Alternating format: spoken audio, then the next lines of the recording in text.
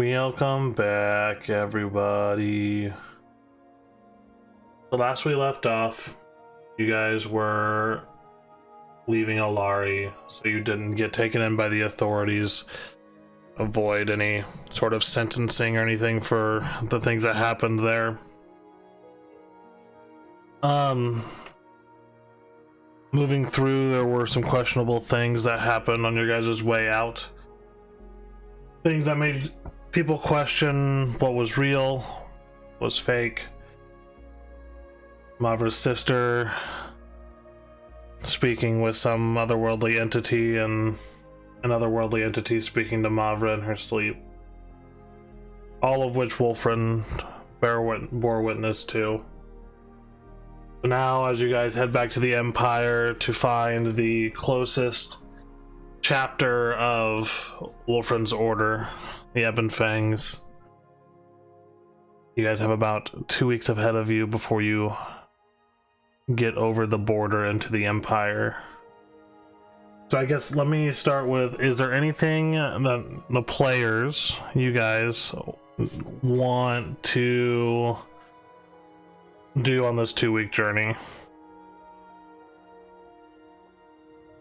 Well, Riven wants to commune with the Night Mother, and want to ask for her guidance, and then he will want to commune with the weapon itself to try and see if it will allow him to attune to it again. Okay, but before we get into that, I want to do something significantly easier and divide the 230 platinum pieces I've had rotting in my bag for the last month. Okay. How are you dividing those up?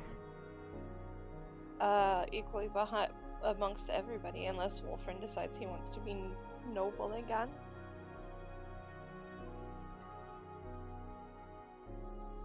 Well, the Sheriff Corps and I was a part of. Alright. That's a no. So that's 57 platinum pieces apiece. 57 going to us each. Yes.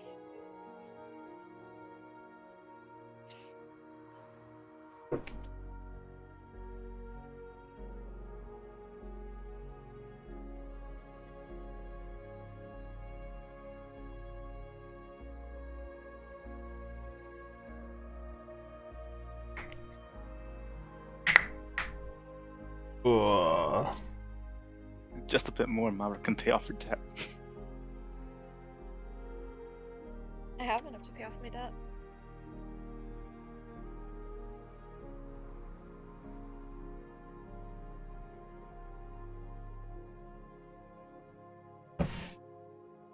Okay.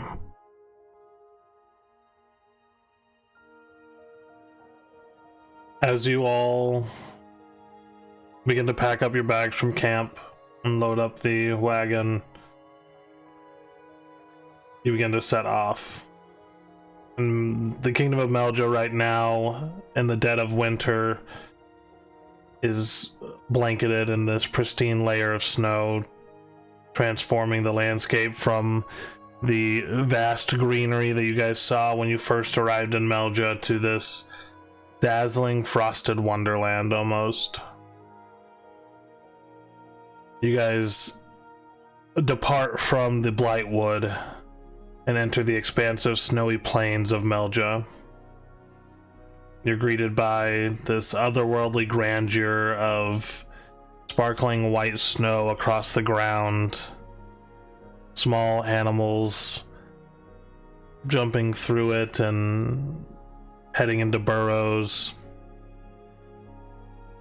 Every once in a while, the towering trees, evergreens almost, adorned with the frosty coats with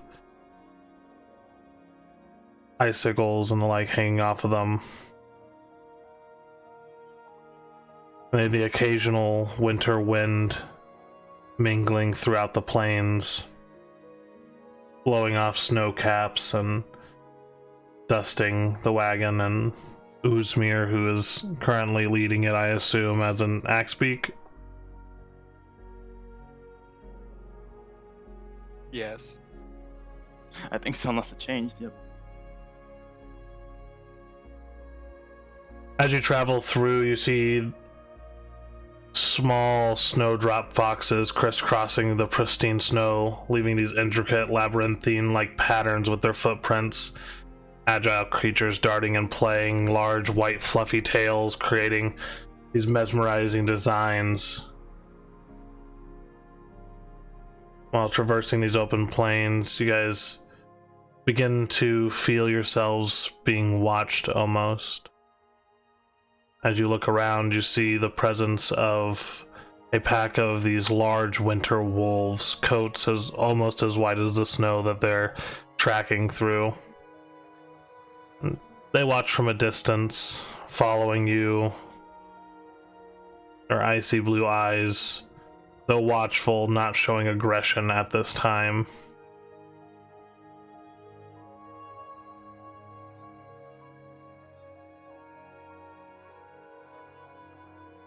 In the midst of all of this, you see small villages that you all pass through, not big enough to be marked on any map, but just settlements with a few buildings. People out shoveling snow, children playing in it, building snowmen.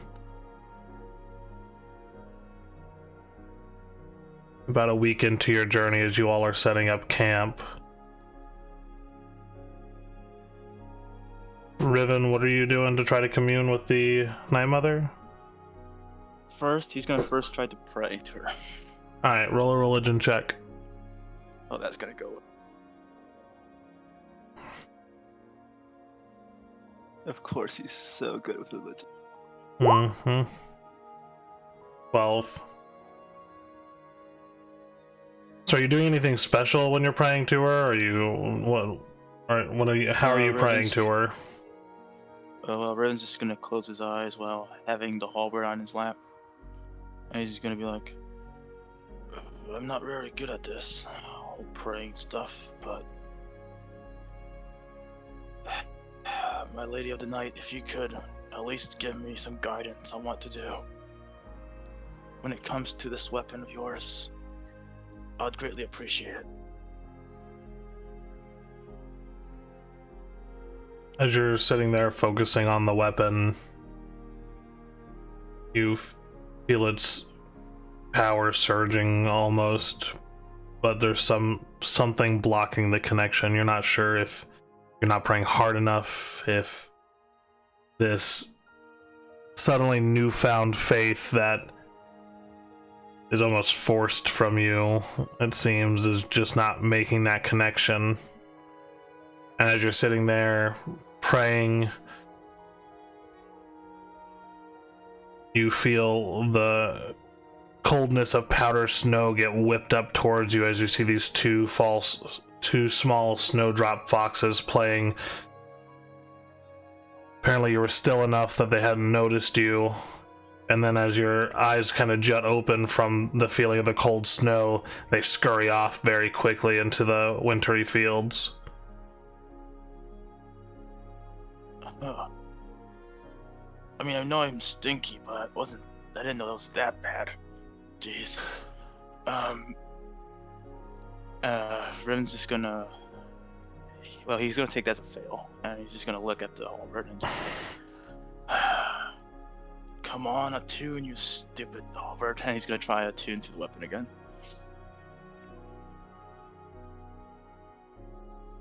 Or at least try to.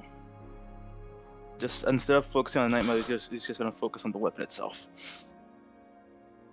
Yeah, so you are attuned to the weapon. It's just you're not like, it has not accepted you. So like you've seen, like you've noticed, you're able to use its power, but it is having a backlash like effect. So as you focus on the halberd itself and try to force your will onto it, you feel this almost tinge of pain throughout your body, where it's blackened on your skin, almost like it's squeezing you and trying to suffocate you for a moment. No, you listen to me, you stupid halberd. I'm the one in control here, not you. As he just tries to make it a battle of wills. Okay. Why don't you roll...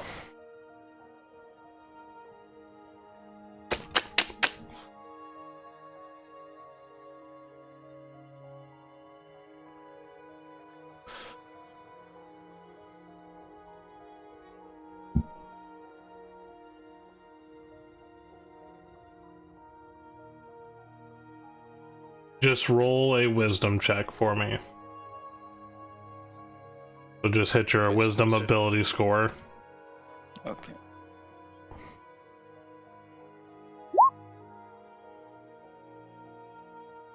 Nine.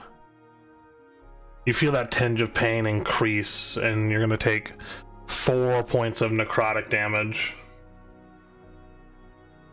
as the halberd forces out this necrotic energy, causing you to drop it on the ground. As it hits the snow melts and simmers around it before it lands on the solid ground beneath the snow, leaving this perfect imprint of a halberd in the ground. The halberd's still there, but as you try to force your will, it seems to reject you further. Stupid thing. At this point, Riven's is not going to fight it. At least for now, he's not going to fight it. He's just going to try and pick it up normally. Yeah, and you pick it up. Great. Now I'm probably going to die soon. Lovely. And that's it for Riven. Okay. Is anyone else doing anything on this night at camp?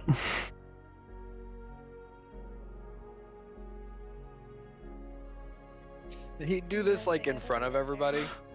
Riven, were you inside your tent? What were you doing? Like in the a bit of the outskirts. Like they would probably hear his cries of pain, but Okay, you guys hear him yelling at the halberd, and then you hear him scream in pain as you hear the halberd hit the snow. Oh, hells. I don't think it's going too well. Doesn't sound like it.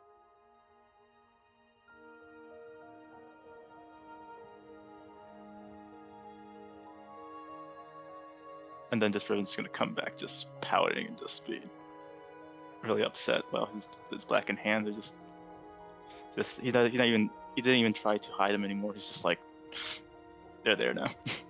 Mm-hmm.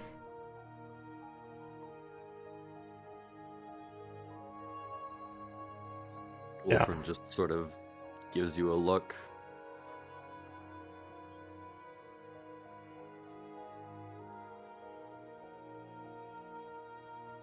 Doesn't say anything. But, If I had more luck, then this thing would fucking listen to me. But no, it just refuses to accept me fully.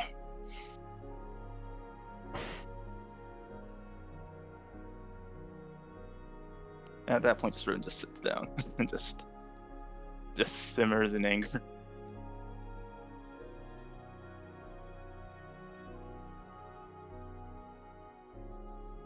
Interesting.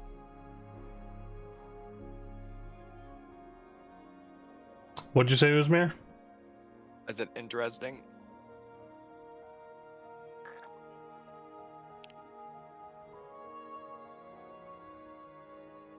So, as you all settle down, trying to stay as warm as possible out here in the wilds, you shift through your watches, nothing seemingly too interested in approaching you guys. But as dawn breaks, you see the sun begin to rise over the snowy plains. You begin packing everything up and starting on your way again. Hit points recovered, yay.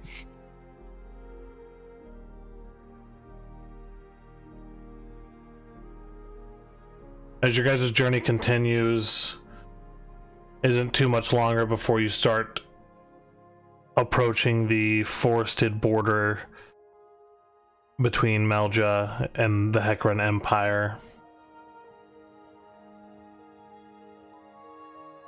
If I have this.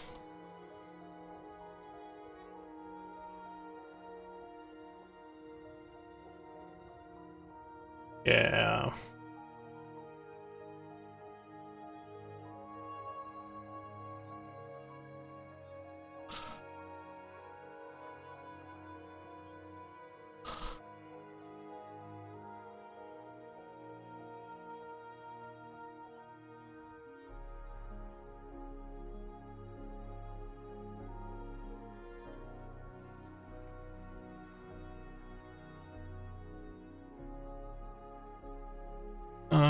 Let's see.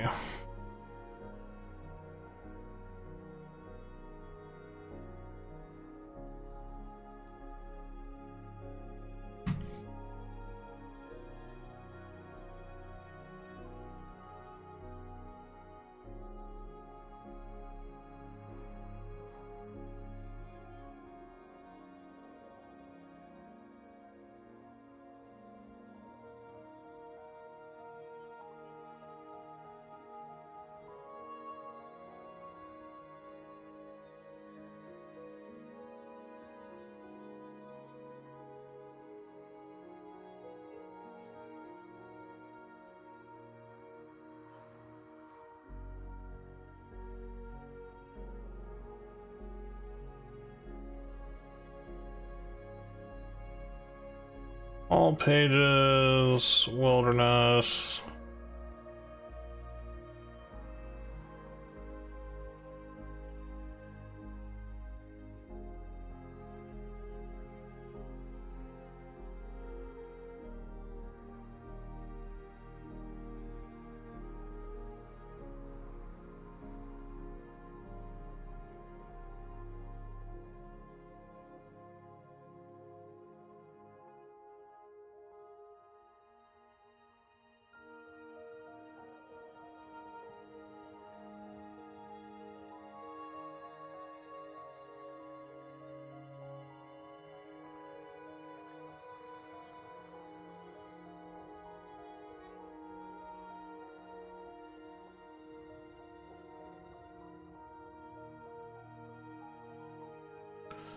Yeah. Okay. As you guys begin to enter the forested area, you feel something is watching you all. Something rustling in the trees.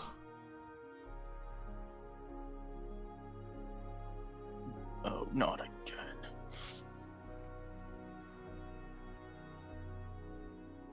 Can Riven just do a quick look around to see if you can spot anything? Yeah. Go ahead and make a perception check.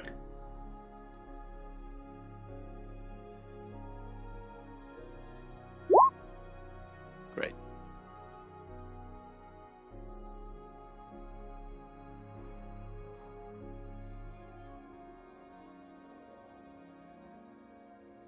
Six. You don't spot anything.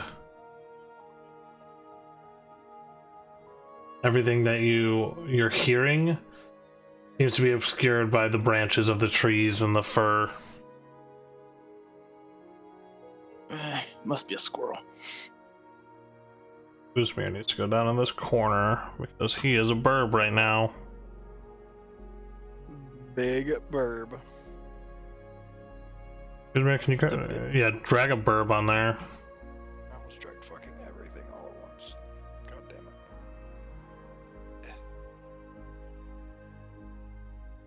There we go. There you go.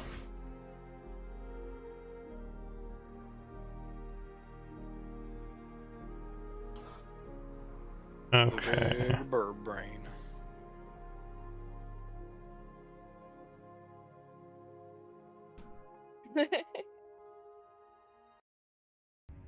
This place feels very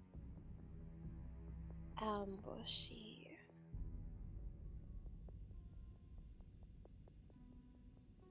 Ambushy. Well, it's not. It's normal for us. We keep getting ambushed every single way.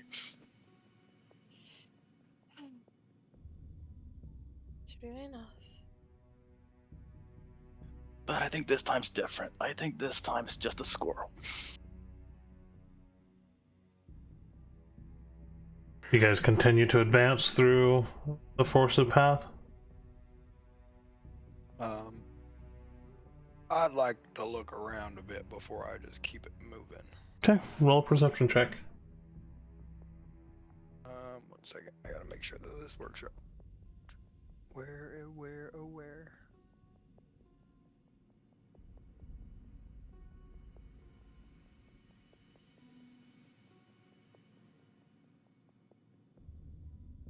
Yeah, I can use this one because it's the same. 26. Damn. 26. Perceptive bitch. Perceptive as fuck. Alright, bird boy. You do see something in the trees ahead of you. And that. That's the one person that can't talk, too.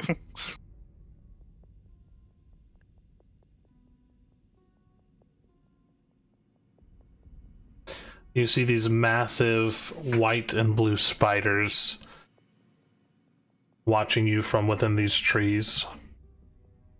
And you start to notice that a lot of the white in these trees is not just snow, but webbing that's been meticulously weaved throughout the branches.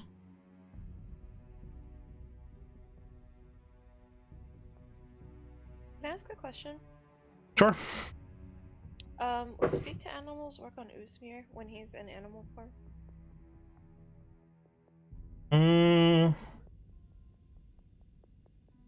Probably. Since it's like two-way communication? Well, here's the thing. I don't even know if Uzmir can speak to other animals when he's in animal form. I mean,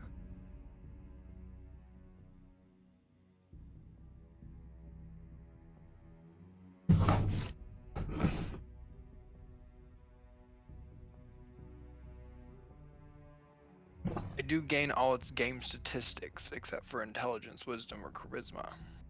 Does that mean I can or cannot speak with the animals? Well,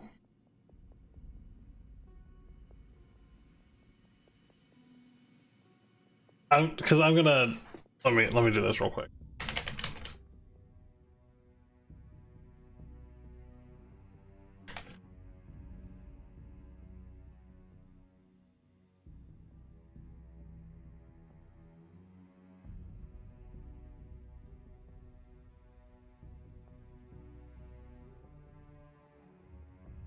I'm gonna call it like druids, where when a druid wild shapes, they do not inherently understand other animals.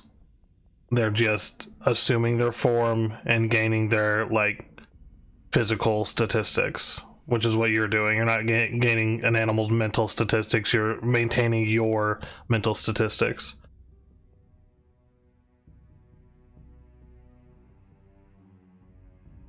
So I would say that speak with animals probably would not work on Uzmir, because Uzmir doesn't like, when Uzmir makes sounds in his animal form, other animals aren't going to know what he's saying either.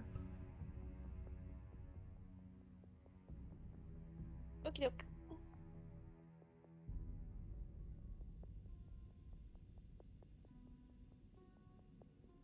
Are you stopping the wagon at this point, Uzmir? Yeah, I ain't gonna walk into fucking spiders. It's not the first time you guys have walked right into a thing, so I had to ask. We're running, not walking. No. Hey, why are we stopping? I'm gonna back the wagon up slightly. Okay. Oh, me Yeah. backing up that wagon. God damn. And then I'm gonna just shift back.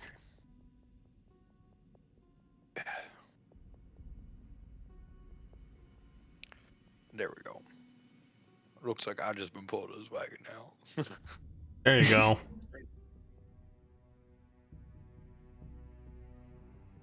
So, why do we stop? There's a bunch of spiders. You mean the small kind or the big man-eating kind? These are definitely the big man-eating kinds, and judging by their colors, I'm going to bet that their terrain, they are very used to the cold. Oh, lovely. How many are there? Did I see all the ones that you? All the ones that I've uncovered, Okay. you saw. Okay. I saw at least 4 of them. Where there's 4, there's always the possibility of more.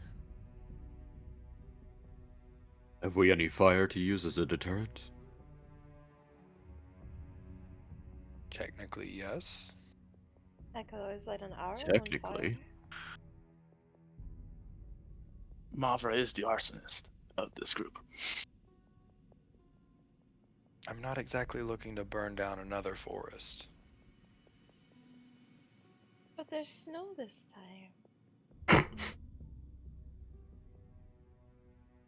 There is snow, but we've seen once already, it doesn't exactly stop fire from spreading if it burns hot enough.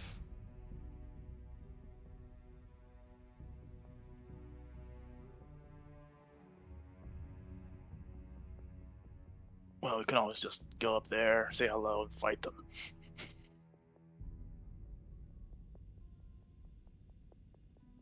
Good. I mean, they're just spiders. How hard can they be?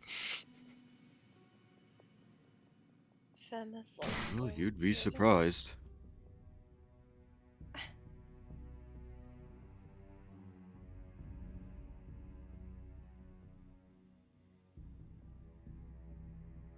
I mean, it's either we use fire, or we just try to sneak past them on this large, big wagon, or we just attack them. Or we can proceed alert with caution. And if they attack us, we get shot.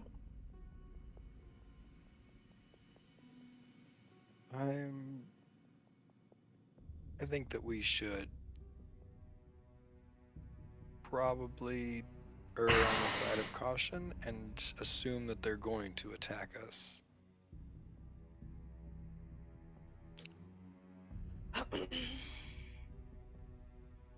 Wait, Mavra, can you talk to other animals? Yeah, but I'm not sure how smart spiders are. Well, I mean, you did talk to that wolf thingy. So Oh, I that we mean, killed? Yeah, I did. yeah. So why don't you try and talk to the spiders, and you can parlay with them, and if something goes wrong, we can always just back you up and kill them. This feels like a one-way ticket to me getting poisoned. I mean, I don't think they're poisonous. Like I said, they're blue and white. I'm pretty sure that they're of the frosty variety. oh, so they're only just gonna freeze Mavra. Not bad. Could be worse.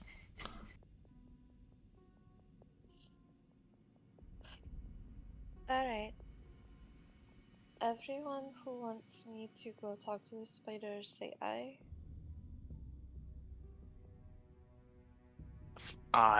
It'll be amusing.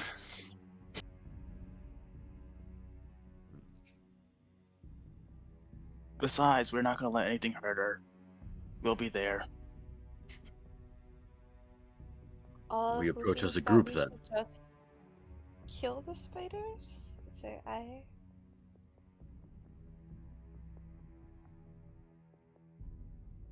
One way or another, we're probably going to end up killing these spiders. Oh, that was a very interesting vote. Just one person voted.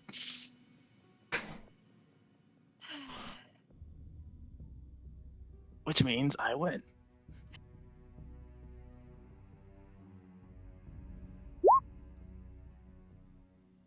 Look, you can lead us, Mavra. You can be in the front. We can just be behind you, and we'll be your honor guard.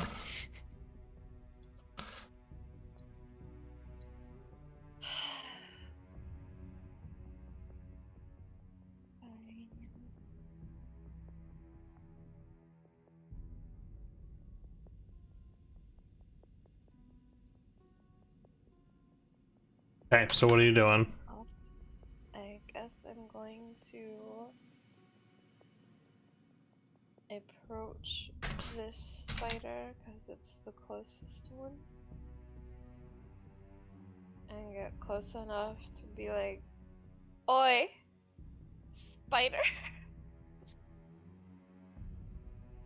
Okay. I'll sort of follow like 15 or so feet back.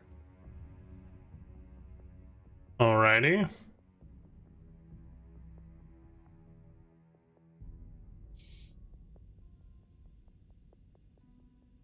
So you're yelling, "Oi, spider!" Oi, Or spider. spider! Oi, yo fucking spider up there! With the accent. Okay. So as you yell, "Oi, spider," I assume you have speak with animals on? Yeah.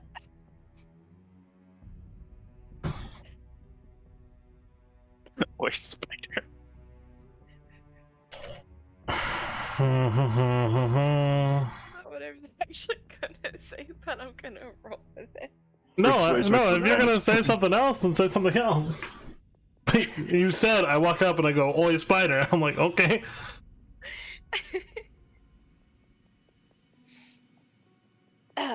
In proper character. Mr. Spider in the tree?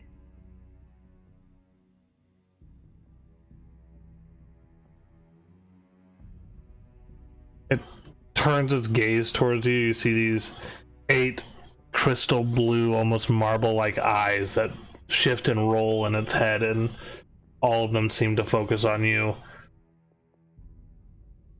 It climbs a bit closer to you.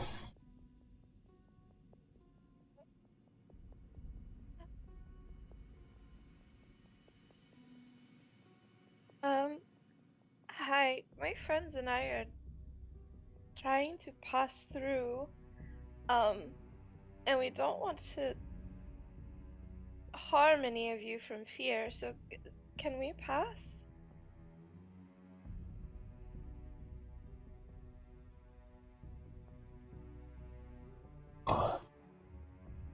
What is friend?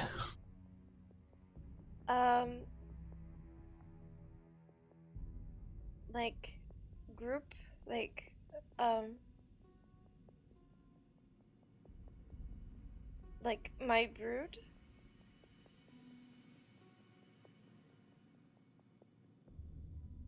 Your brood.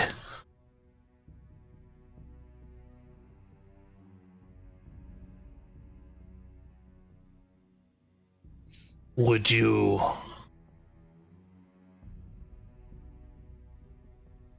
allow your food to pass through your territory if they ask nicely?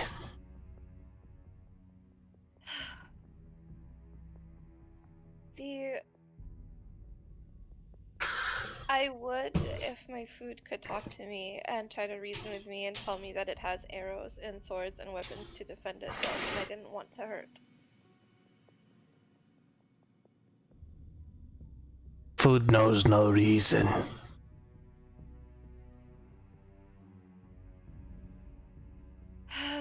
You're invading our home. And we are hungry. And we are many. We We are also many, and I can hunt for you.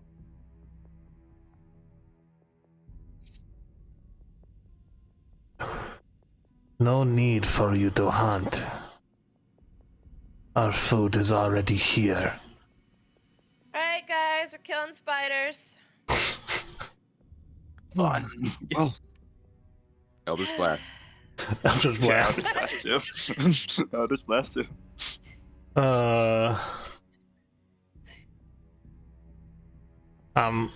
As it says this, and as you say that, it shoots something at you. Ew. It rears back, and then you see a shard of ice fly at you at high speed. Yikes. So I need you to make a dexterity saving throw. 23, so you take none of the cold damage, but you do take 4 piercing damage as a shard of ice flings and then slams into your torso, penetrating like half an inch deep into your armor and piercing into your skin. And then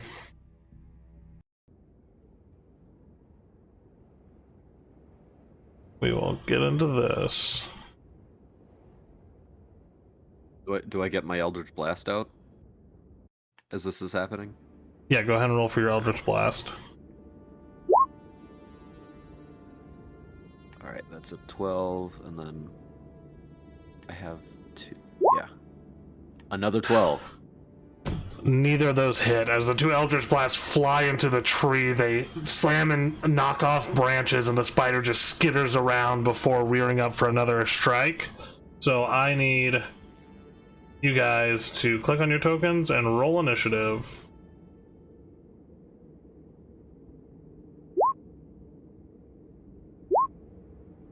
Lovely. That's 12 another again? 12.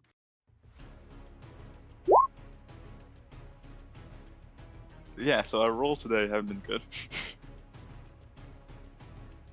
Okay. Then we will do this guy, this guy, this guy, Oh boy.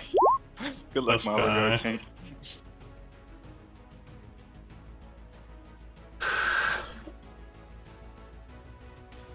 then I need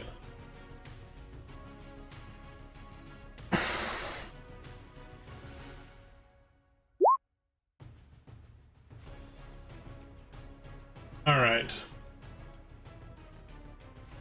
Sending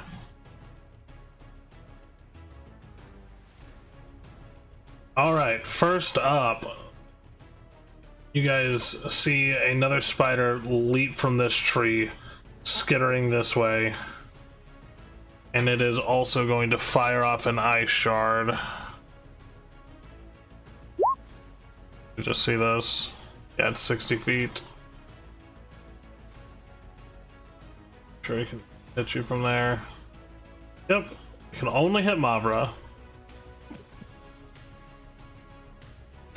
So Mavra, I need you to make another dexterity saving throw. So you take 9 points of piercing damage. You don't take any of the cold damage. Another shard of ice strikes into your body, almost knocking you back for a moment with the impact. And that's about where that spider's got to be right now. Mabra tank. Confirmed. Yeah. Okay, next spider.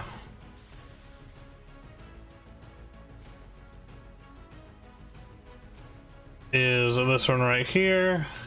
We will leap out, go 15 feet over there.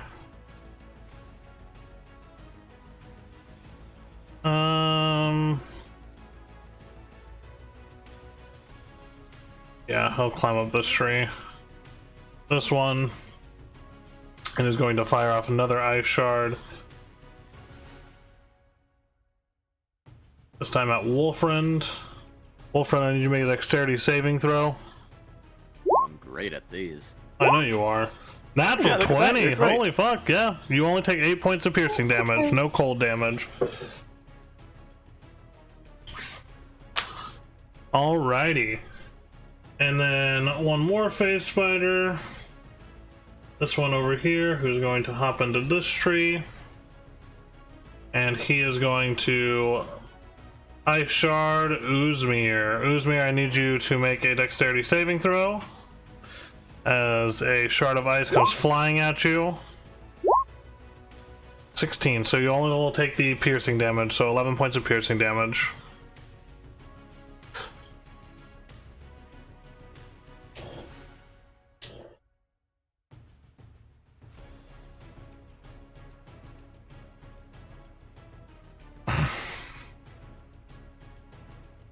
Okay.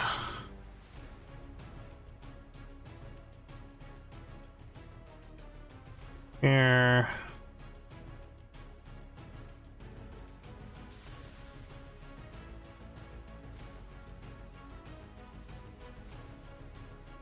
Let's see.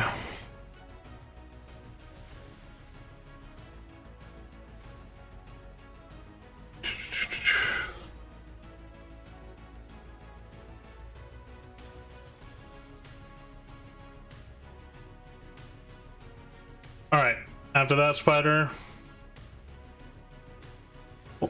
Mavra, it is your turn.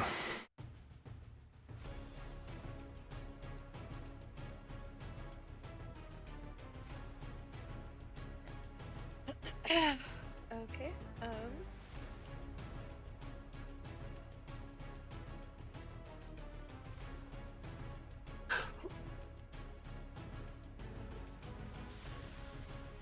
Sorry, I'm trying to remember. Nope, you're fine.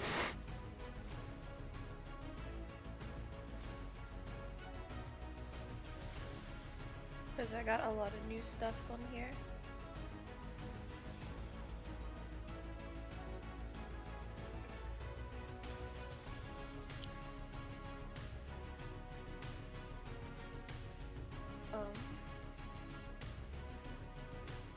I'm going to fire at this spider with my bow. Which one? The one closest to me. Okay.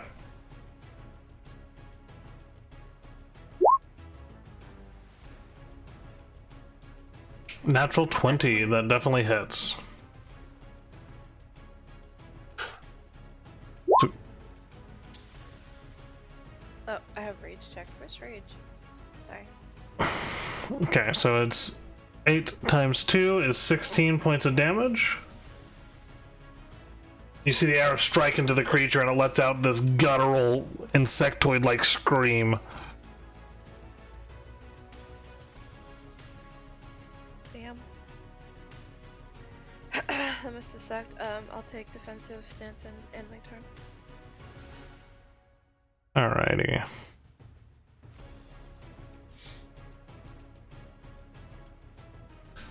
Don't you get 2 bow attacks?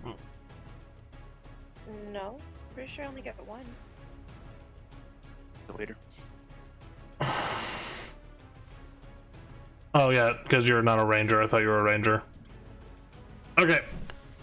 So, Wolfren, it is your turn. Alright.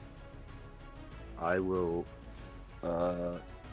double check the range on one of my spells is what I'm gonna do. Alright. It has been a second. Okay.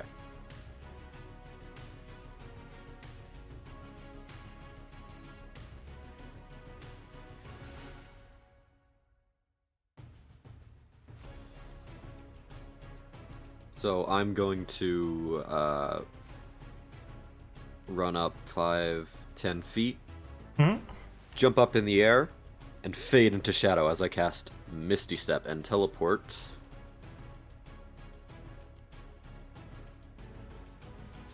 30 feet to right here. Are you up inside the tree? They're in the tree. Yeah, they're inside the tree, like intermingled with its branches. Do I know if I have solid footing? if I'd have solid footing up there. I mean, the tree's pretty solid, but you are like teleporting into a space that you're hoping you land on if you jump up in there. So there's always a chance that you can get your footing. There's not like platforms or anything. You'll be standing on branches.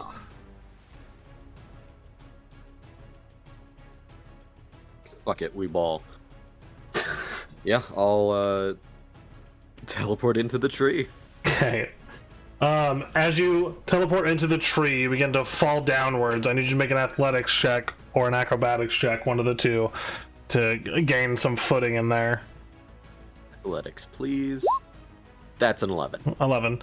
That'll work. So as you land in the tree, you barely catch yourself on a branch above you, holding your blade in one hand, before you can set your feet down on a branch below you. And it's like walking on a tightrope. You're not the most dexterous person in the world, but currently you are about 30 feet up in the air inside of this tree with 2 spiders around you. All right. I am still within melee range of at least one, right? Yep. We make our attacks.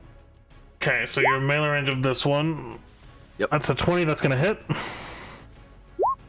And 27's gonna hit. All right, so that will be. Damn. Yeah, so as you slice towards this creature, with the first attack, you cleave it into, and 2 halves of a spider fall out of the tree onto the ground.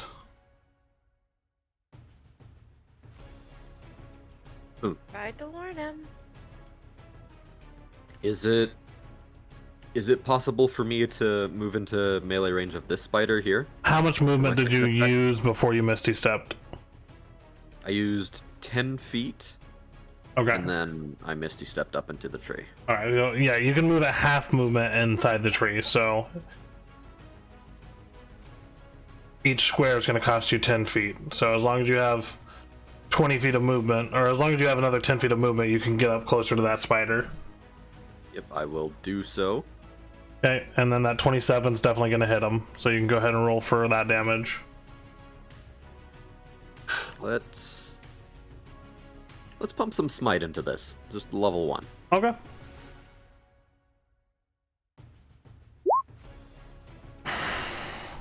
Fuck. God damn. Yeah. Yep. Just dead. Well, it's calculating where's- crit in there. It didn't do the smite. Oh. Did Yeah, you no, check mark the smite button? Oh, I mean, I just usually have done. Yeah, that's that. fine too. Yeah, no, that's fine too. It'll be 17, 24 points of damage. As you slam the blade into the creature's thorax, you let off this radiant energy that blasts through the creature. It is still hanging on, but barely.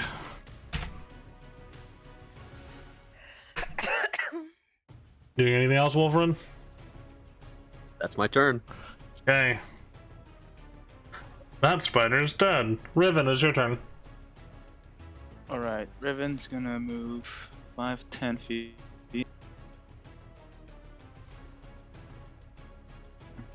And he's gonna cast Guiding Bolt on this spider right there. Okay. Yeah, definitely hits.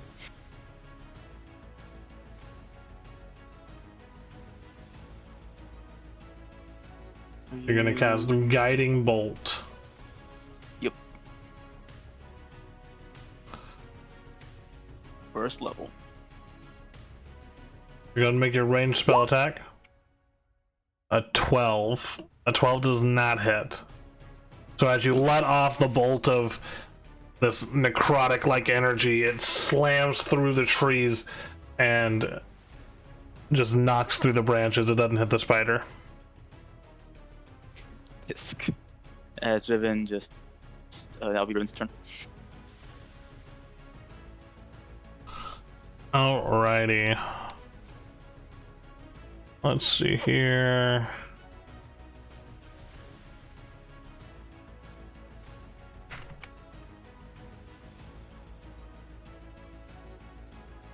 Alrighty. So with that, it is Uzmir's turn. 1 second.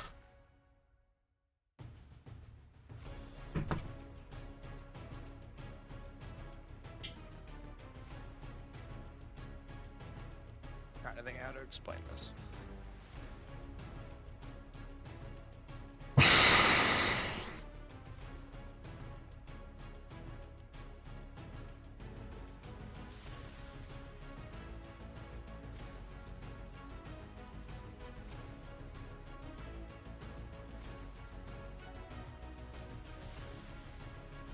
I'll just explain this afterwards, it'll be way easier. Okay, so start walking up here towards this fucking spider. Okay. These goddamn fucking spiders. Ever since the fucking Aranea, I keep fucking seeing them. And I'm gonna go ahead and spit some fire. Oh yeah, the first thing Uzmir did when he was introduced to the character was fight a giant demon spider thing. And I fucking ate it too. Yeah, he did. It was funny too. So I am gonna go ahead. It is 2 points to cast my, or no, 1 point to cast my Spitfire, and I'm gonna pump an extra 3 in there and use 4 of my magical points. Okay. So I gotta hold on. I gotta do distance. I guess how high up in the tree is this spider? Like 30 feet up in the tree. So I'm gonna have to go 50 feet in order to hit it? Yup. Well, fuck. I can't do that then. Because that would be...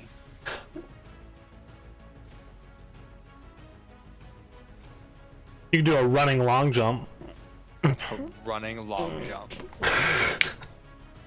No, because I'd have to end up 8. I'd have to spend 9 points just to end up fucking getting it up there. I will say it would do a lot of fucking damage, but...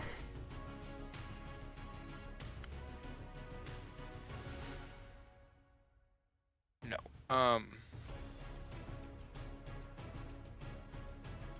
Thinking here.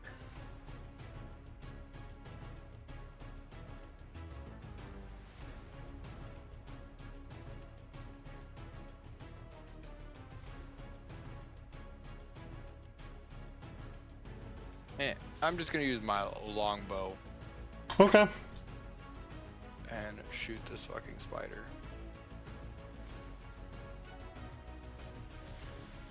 Longbow. 15 hits. 15? It is not going to do a lot of damage. 1 point of piercing damage.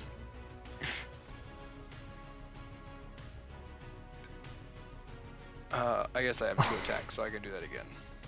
Yep.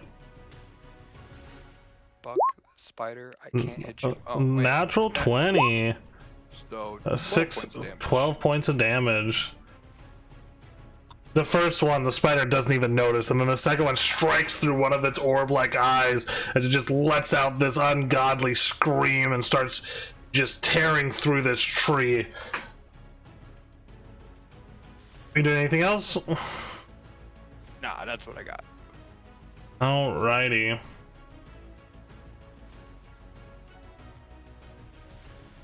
So with these screams of pain, Wolfriend, you have a bit of a vantage point right now, and you hear something large coming towards you. You see over in this area trees parting up in the top left-hand corner, and birds flying out of the trees, and small animals fleeing in every direction as boop boop There we go. Token layer. Oh boy, that's a big one.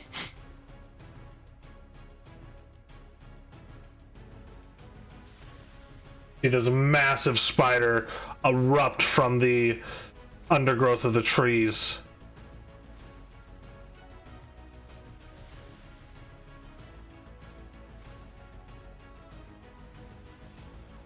Oh.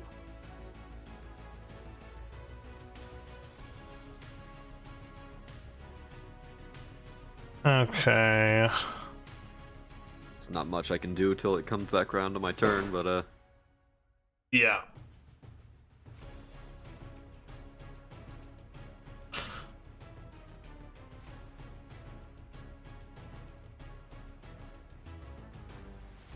That's a big boy. Or girl. Alrighty. She comes through. She is going to...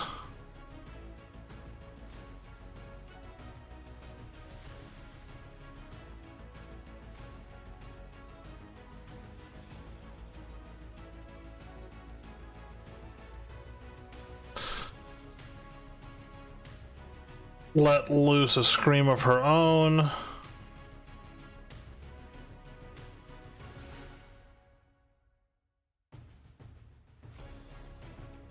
And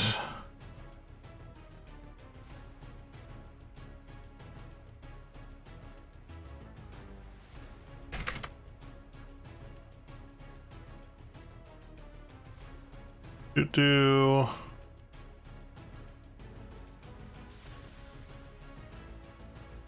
where is that?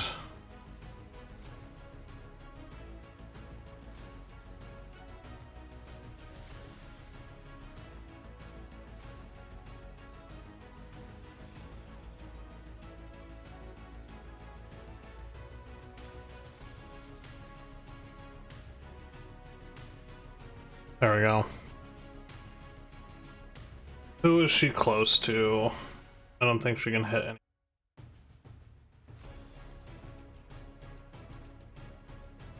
So you're just out of range. Okay. Instead, she's going to dash up to here. And that'll be the end of her turn.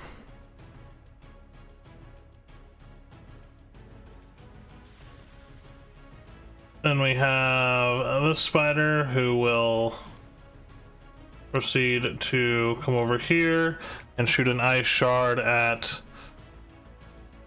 yeah, we'll say Uzmir.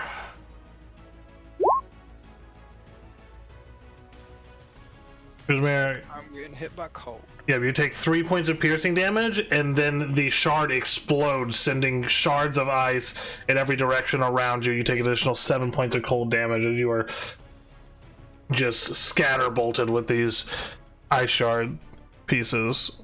So 10 points of damage in total. Nope. And then the next spider, the one up in the tree, is actually going to go for a bite against Wolfrind. Wolfrind, that is an 18. does not hit. Yeah, so as it goes to bite you, you see these massive fangs that are like black eyes as they like scrape against your armor. This like fingernails against chalkboard almost. Alrighty. After that, also that is wrong. This should be cold damage.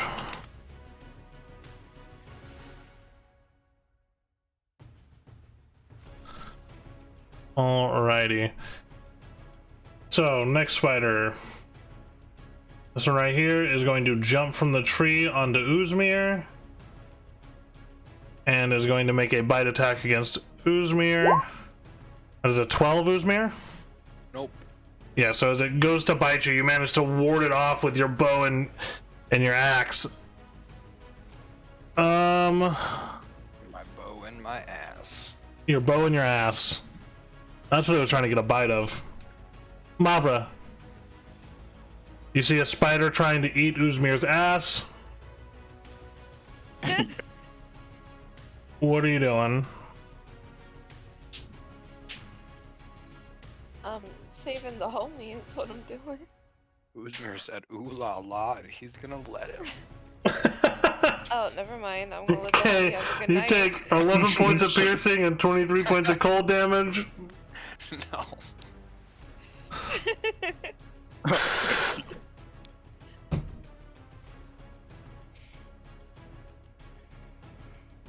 Alright. What are you doing, Mavra? I'm actually saving the homie.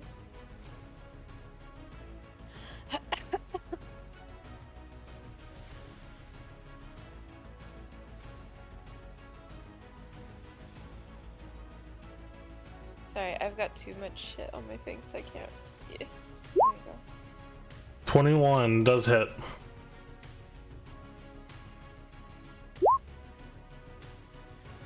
Ten piercing. You fire the bow and it strikes into it, taking out another one of its eyes. The thing screams. It's still standing though. Defensive stance end turn. Can I? Yeah, can I duplicate this?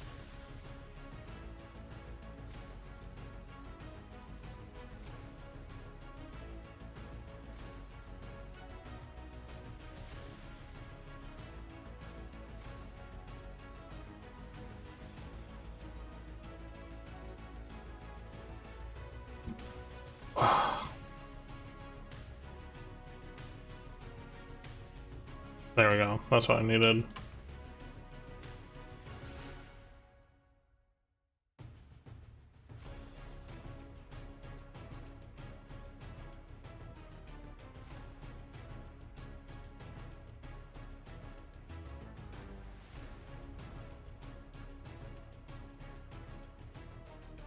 Okay.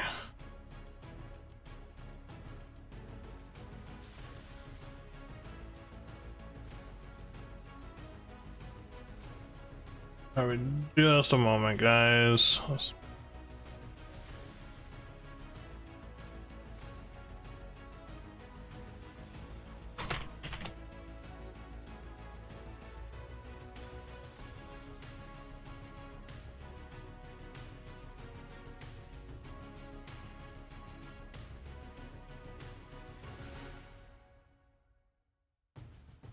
And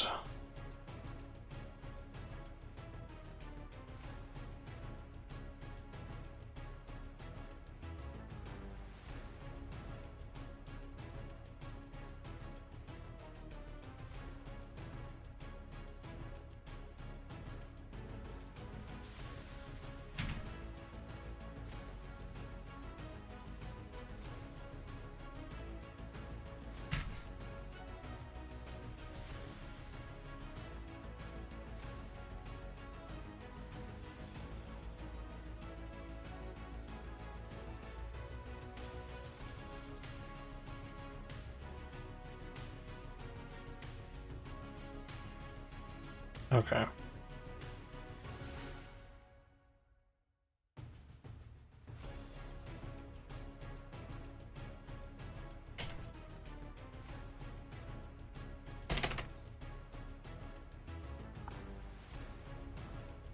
That.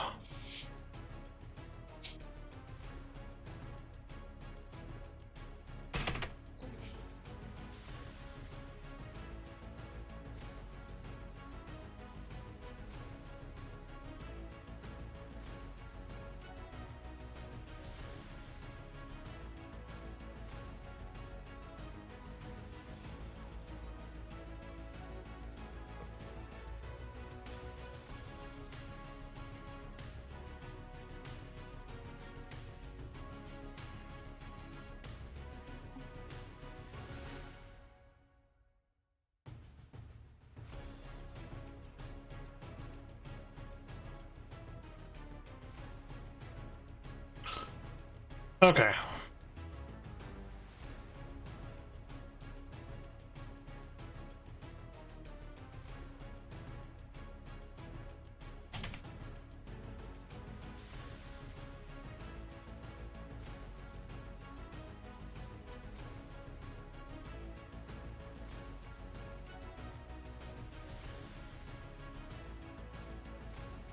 Are you taking a defensive stance, Mavra?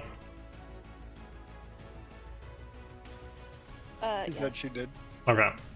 Wolfriend, it is your turn. I have to do some behind the scenes calcs real quick. Alright, make an attack against the spider that's right in front of me. Okay. Do it. I dare you. 13. 13 hits. Oh, sweet. 16. Yeah. With that, you cleave through some of its legs and its thorax. Blood splatters all over you. You feel like the cold blood sapping the energy from your skin, but you don't take any damage from it as the spider begins to fall through and down in the tree. Getting caught on some of the webbing and branches. Alright. You are 30 feet up in a tree right now.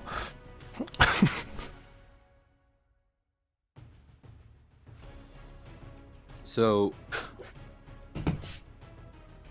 this can you see my measuring thing? Yep.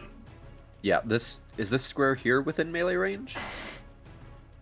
It depends on how high you intend on being. If you're staying where you like on the same height as you are in the tree, then no, you wouldn't be able to hit it at melee range. Right now, you'd have to get out of the tree to hit it because it is on the ground and you're 30 feet up in the air. And this spider is really big, but it's not like massively tall. Right.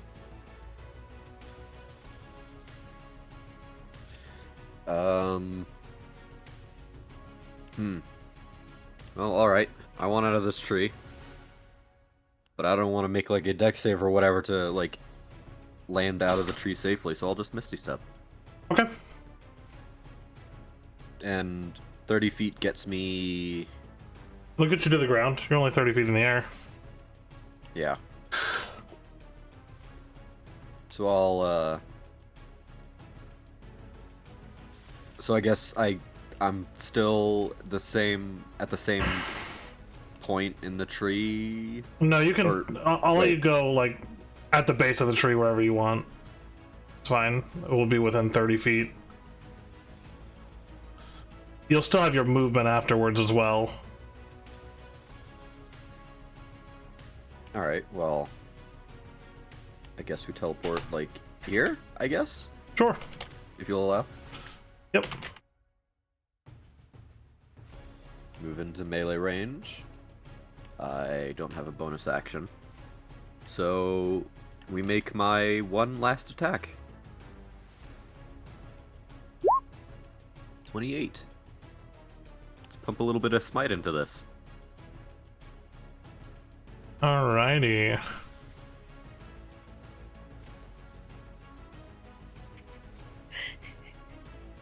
Just thinking about Wolfrin smiting a giant spider. With a newspaper. But like a holy smack. like how they do in church when they're banishing demons. I just imagine him just like giving this giant ass spider a little pat right between the eyeballs. Yeah. Just a little something. Alright. So, Wolfriend, this one's just not going to exist anymore. Okay. So 11 slashing, 5 necrotic, and 10 radiant. So that is 22, 26 points of damage. The frost spider matron lets out a scream before just putting all of its attention on you. Let's dance. And I'll end my turn. Okay.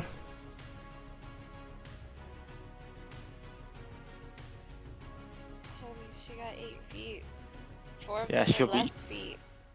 You in trouble? Big trouble. Lose the dance off. Man, she's a spider.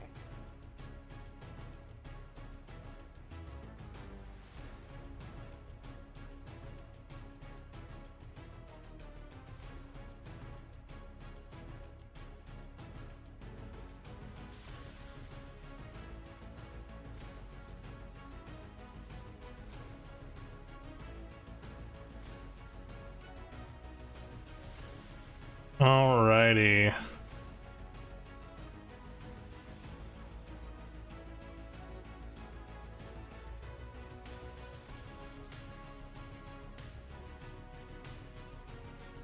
So, after Wolfriend Riven, it is your turn. Yep.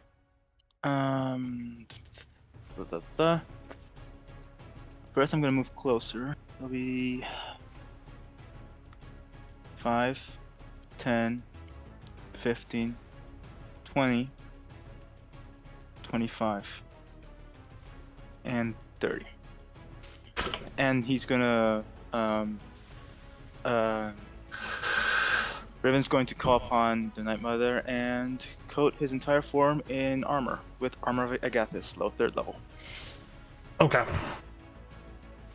But it probably won't do much because they're frost, but Yeah. But hit points. We like that. We like the extra hit points. 3rd level and 3rd level, so he has 15 extra hit points now. Okay.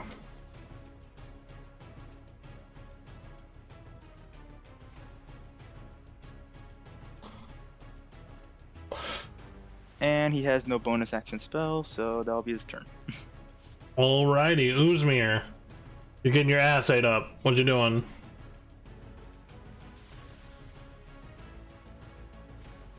I was muted. Can you hear me now? I can hear you now. I'm gonna go ahead and hit this spider with my axe. Okay. Because he don't know how to eat ass right. 16. 16 does hit. For 11 points of damage. Or I said 11, 15. 15 points of damage. Alrighty.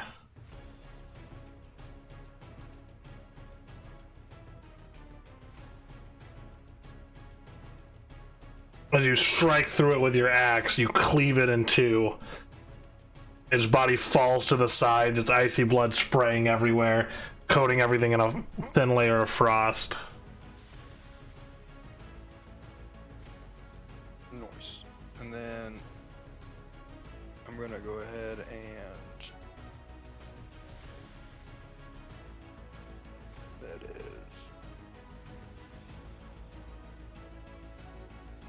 I'm gonna go ahead and a few steps, and then I'm going to blink on over to use 3 points. Hop on up here. I gotta do one more. Let's see. Hop on up here, Mm-hmm. and I'm going to hit the big bitch with my axe now. And I will expend a charge on my axe. First off, 11. 11 does not hit. You strike into her, but her hard carapace blunts the blade's blow. Say that 3 times fast. Blunts the blade's blow. That is all I got. All you got? Okay. The matron's turn. She is going to make... Yeah, she'll make a bite attack against... I think it's going to have to be Wolfriend. That's a natural 1. Ooh. It bites itself. So why didn't automatically do some of the stuff? Vantage toggle, whisper toggle, auto roll, show name, that's fine. As it goes to bite you, its fangs like are thrown outwards and slam against your armor, and she ends up knocking herself back for a moment, so she will not get her second attack this turn. Okay. We love to see that. This frostbite spider is going to come up and attempt to bite Uzmir. Uzmir, that's a 14. Nope. Nope. So as it goes to try to bite you, you manage to ward it off momentarily. And this spider is dead now, so Mavra.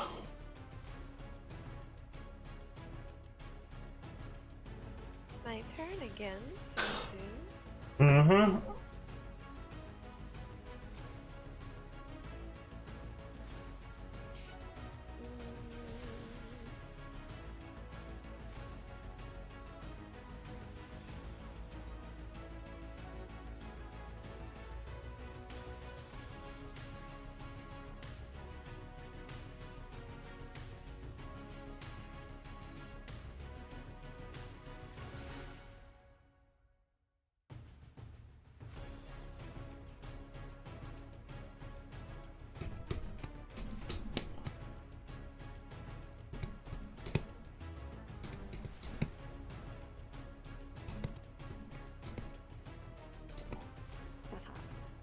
Okay.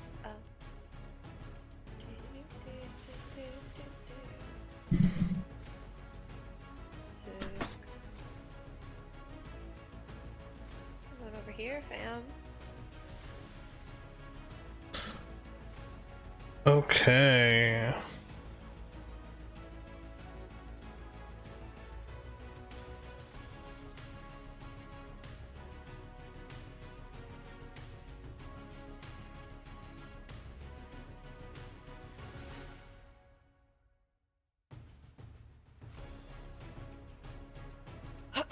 And I'm going to use Whisper to stab this spider. Okay.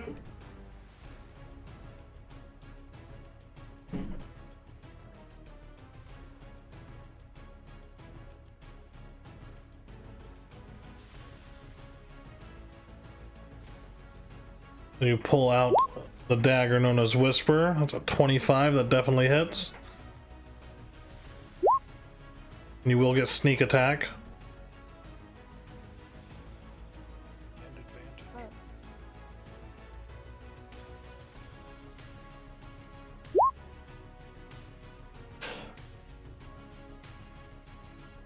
Alrighty.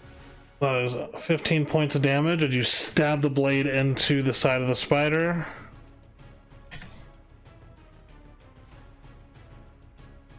It spins around, now facing you, as the dagger rips through its thorax.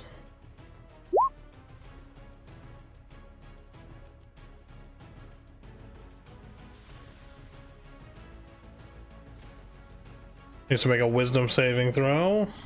Wisdom is the spider's strong suit.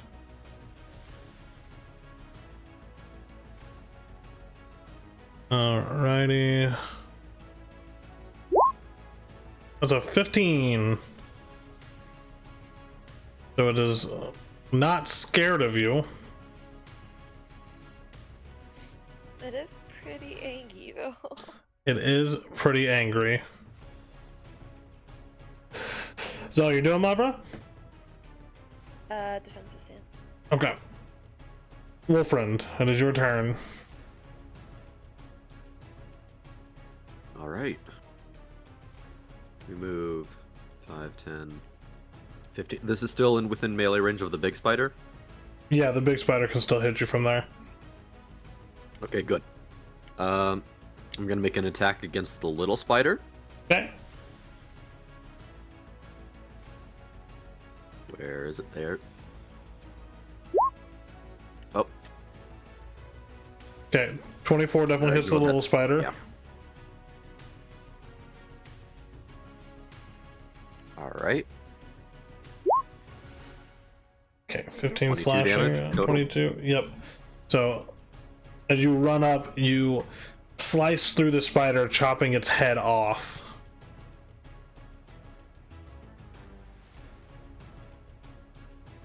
Spider is slain as well. All right. And shoot, how much did I move? I was like here. Yeah, I believe you're right here. Okay. So we move 10. Yeah, we move back. Okay. And then I'm going to bonus action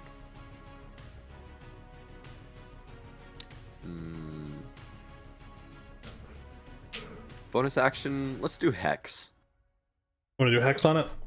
Mm-hmm. Disadvantage on strength checks. Okay.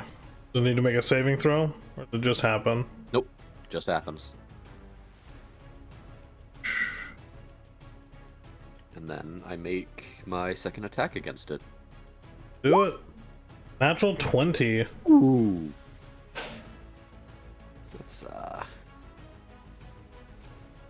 Let's pump a level 2 smite into that, please and thank you. Okay.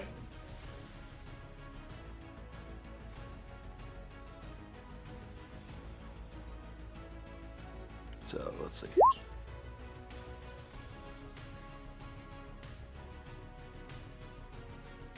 Alright, that's 18. 36 and 14. Yep, 36 and 14. That's 50 damage from that, and then your smite is also going to be doubled? Yep, so... Well, I just rolled the 3d8 twice, I guess. Well, no, we'll just double your roll. Oh, well, okay. So 28, so that is 78 points of damage and one attack. Wait. And another 3. Okay, so that's 81 points of damage and one attack. God. You know,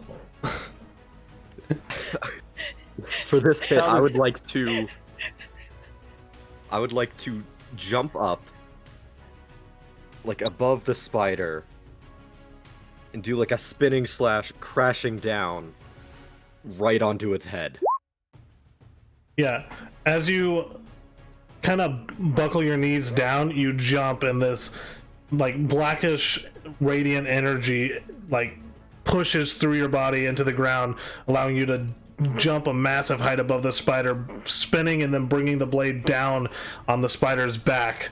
And as you do, it slices through, and there's this explosion of energy, and the spider is knocked to the ground for a moment as it lets out this scream that echoes throughout the forest.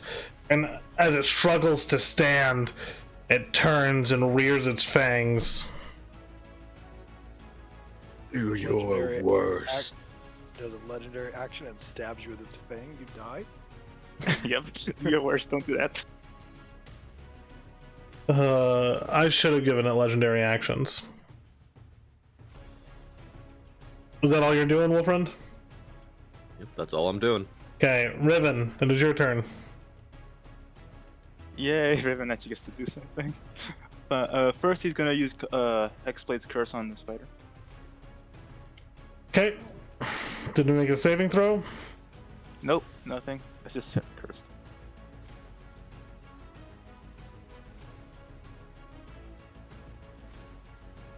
Then what? Alright, he's gonna go 5, 10, 5, 10, 15, 20, 25. Can he attack with the 10 feet reach from here? Yeah. Yeah, okay. And he's gonna imbue himself with the halberd and take away 5 hit points Okay. to activate the Fate Sacrifice, the Right. bonus action, and then he's gonna try and hit the damn spider. Okay. So you guys see this halberd as it sucks the life energy out of Riven. The black begins to spread further down his body as he takes 5 points of necrotic damage, and then the halberd begins to, like, its aura expands slightly and it fills with power. Go ahead and make your attack.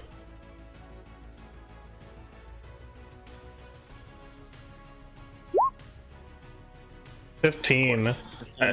As you swing the halberd towards it, the amount of power that's stored in the halberd throws you off, and you miss. The halberd slams into the ground, letting off that explosion of energy, almost knocking you back for a moment, but you manage to keep your footing. And he goes with the second attack right after. Okay. Rolls hate me today. Again, you can't control the power of the halberd as all this stored up energy almost makes it heavier to swing. And you miss the spider again. Whoops, I almost hit you, Wolfriend. Sorry.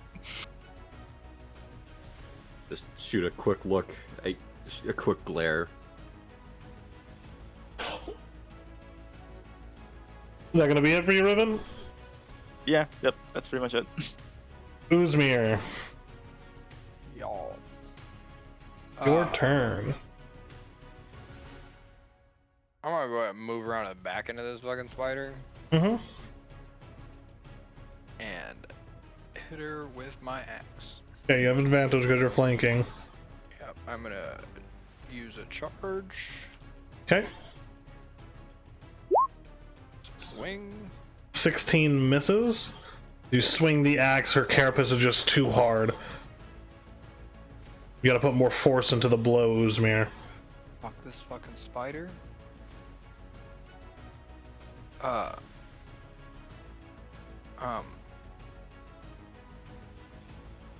One second.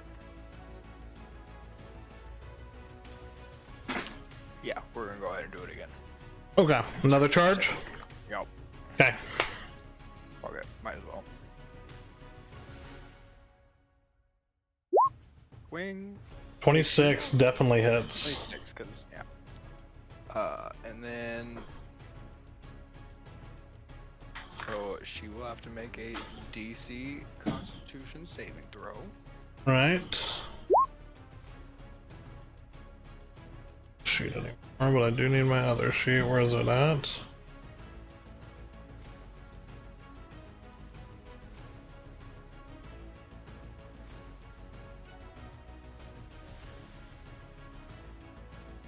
Alrighty, Constitution save. That'd be to 14. It's a 15. Bitch. So she takes 10. 10 points of poison damage, or 8 regular, well, 8 Okay. slashing, and then 2 points of poison. all right. As you, the axe glides through her carapace this time. You see the blood begin to spray on the ground and across your body as well. You feel this frost start to form on you. She's still standing. Is that all you're doing, Uzmir? And I don't think I got anything that I could just bonus up on real quick, so.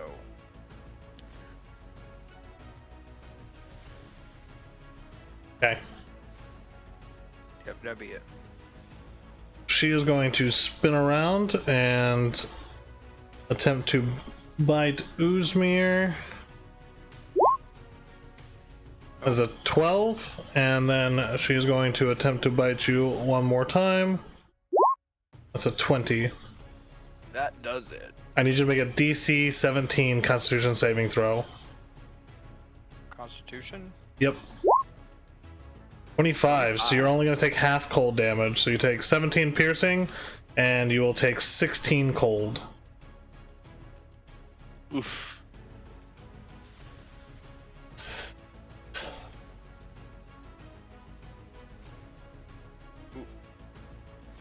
Boy, they. That's great. We're having a great time. Hardly felt it. Alrighty. She does that. She is going to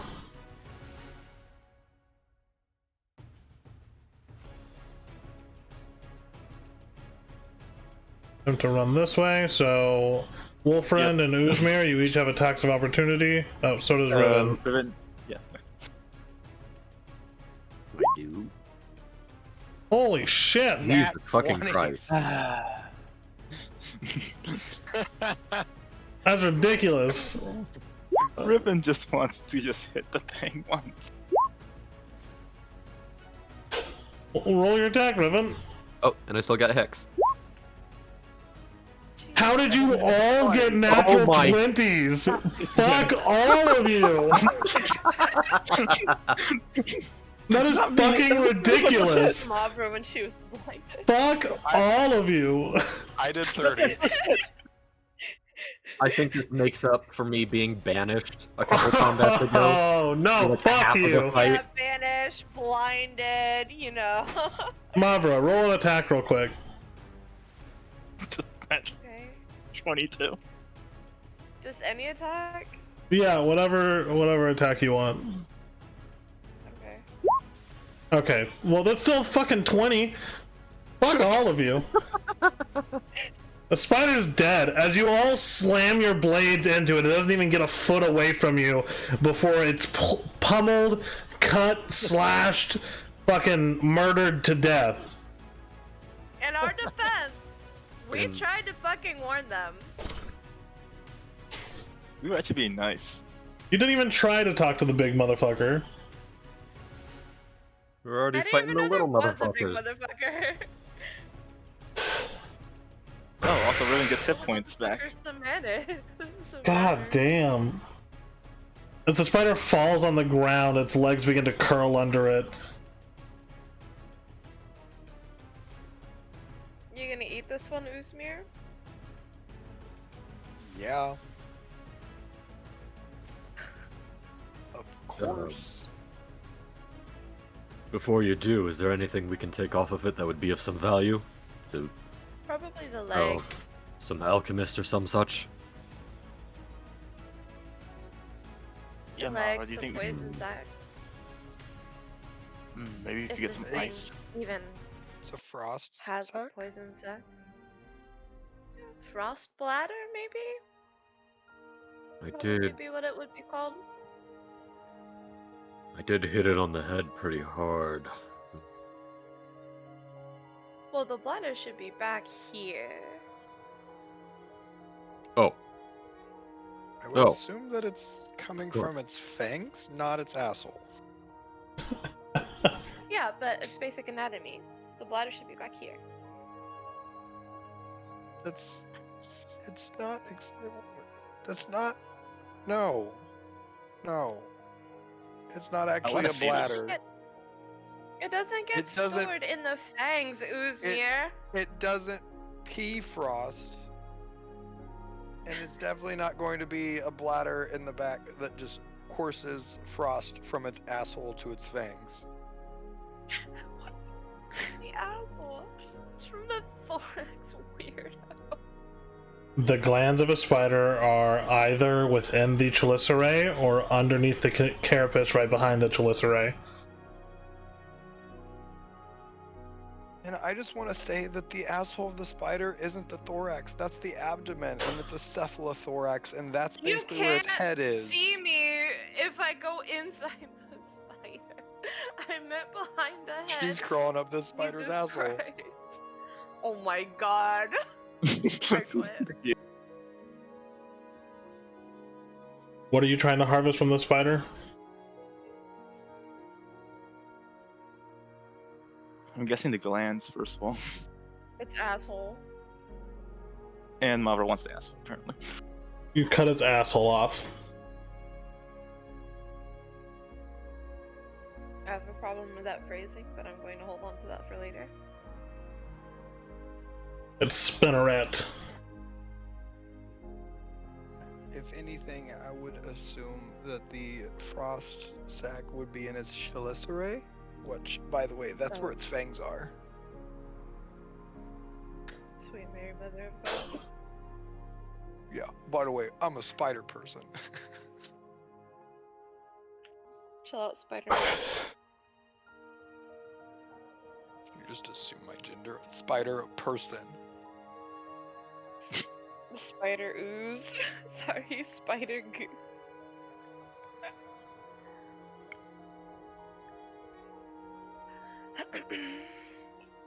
So, whoever's harvesting parts from the spider needs to roll a survival check. I will attempt to assist. Okay. So that means you can. Two people can Rose's gonna roll, or cast one person first. can roll with advantage. However, you guys want to work that out. 19 from Mavra.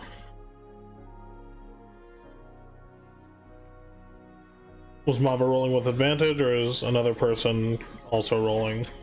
Riven's casting guidance on Usmir. And I Why guess Uzmir? I thought Usmir was gonna. Wolfram, Harvest it too. Wolfram was the one who was helping harvest it. Oh, okay then. Riven's gonna cast guidance on Usmir. Not Usmir, on Wolfram. I mean, they do look a lot alike. They do. The height and everything. What does your guidance do? So It what- allows them to add a d4. I'm. Well, okay, I guess I'm rolling. What check am I rolling? A survival check with an Survival. additional 1d4 added onto it. Where the fuck is survival? I mean, 1d4. Maybe you could save it. 9. Alright, between Wolfriend and Mavra, you guys managed to successfully get. Is anyone here to write this stuff down? I got You it. really. Yeah. Well, whatever. Alright, so you have 4 intact frost spider eyes. You have both the fangs are intact. You're able to remove. You're able to get 1 frost gland. And then there are 2 of the spider's legs that are like in good enough condition to actually warrant any sort of payment or use from it. I mean, Wolfram destroyed the spider pretty hard with his attack. And then at the very end, all of you kind of just fucking gangbanged it, so... To be fair, they tried to eat Uzmir's ass first. He was into it. And it tried to run away. It did. It was going to die. So we said, fight back, motherfucker. And we killed it. Square up. You guys know the next time we have combat, he's going way harder. No, I mean, you should put no, legendary no, no. action. You guys do hear a rumbling Okay, in the forest crossbow. as an even bigger spider comes out. That has legendary actions this time. That was the mistake. I should have given all the spiders crossbows. The one weakness. Anyway, and then you have a shit ton of frost spider meat. I mean, you can take pieces of its carapace if you want to try to make armor out of it. Kind of up to Sure, you Wolfram will. guys. Not Wolfram. Riven will.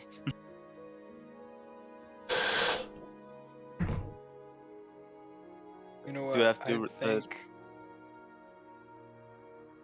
Oh, look, I don't remember what armor I even have right now. Don't you have the centipede armor? Oh, I have the Whispering Shadows armor. Oh, right, yeah, you upgraded. Riven. Can Riven? Yeah. Can you try and retrieve it? Yeah, roll a survival check.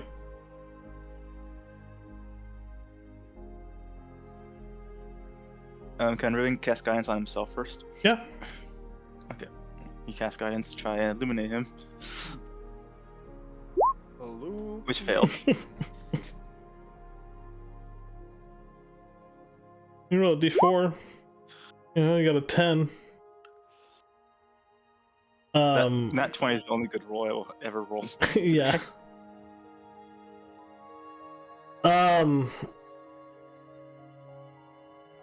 Roll between you and the rest of the party aiding you.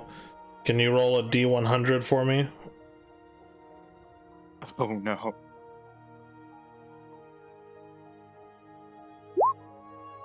$77. Alright.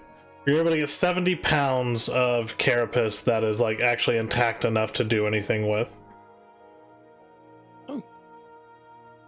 Different pieces of carapace that you're able to harvest from the spider. Ice spider, right? Carapace. Frostbite spider. Frost spider.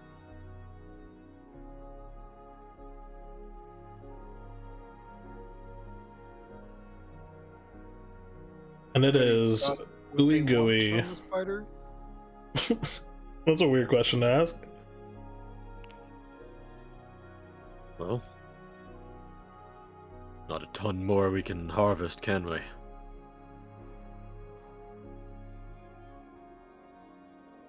I'm gonna take that as a yes. Everybody's got everything they've dreamed of. Yep. No, I we mean, Oh, I need guess- nothing Watch more. what?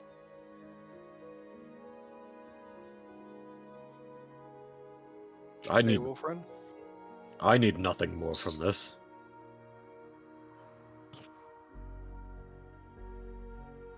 yeah. Go ahead. Have your feast or whatever. This is a big fucking spider.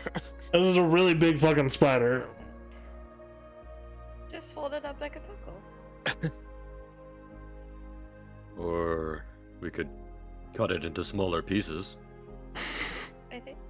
Does that work, Usman, or do you have to eat the whole thing whole? Wait, we already hacked it up. Never mind.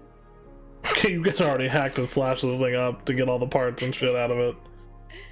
I just Never mind. consume and absorb the essence of the spider, technically. So I'm pretty sure if it's missing pieces, it doesn't really matter.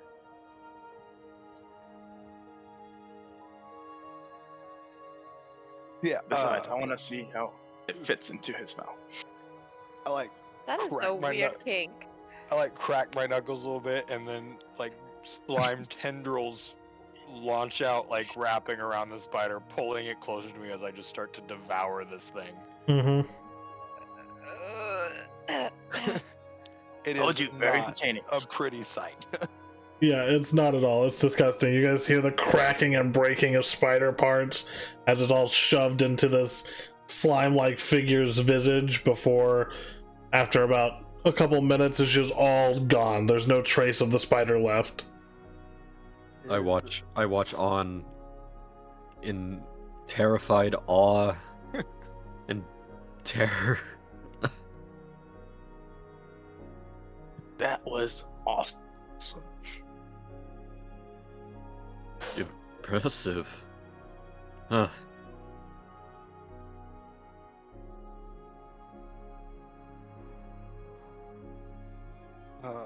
With that, I am also going to be gaining an ability from the spider. So what all abilities does the spider got? What's the max DC that you can absorb an ability from? The spider's DC 12. CR 12? CR 12, sorry. Oh, never mind. I can't gain anything from the spider. You gain one of the smaller spider's abilities if you want to do that. They are Wait, I already CR3. devoured this one, and I can only devour one per long rest. You could throw a spider in the back of the wagon. But this thing's still going on my sheet. What is this thing? A giant frostbite spider? That is a frostbite spider matron.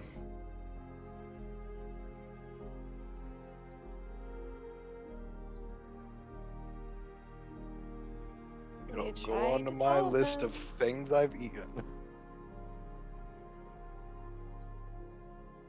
You did. You even said hello. I have a Ah, I mean- question about Uzmir's ability. Uh-huh. Does any of the things you shift into, do they lend themselves to, like, intimidation?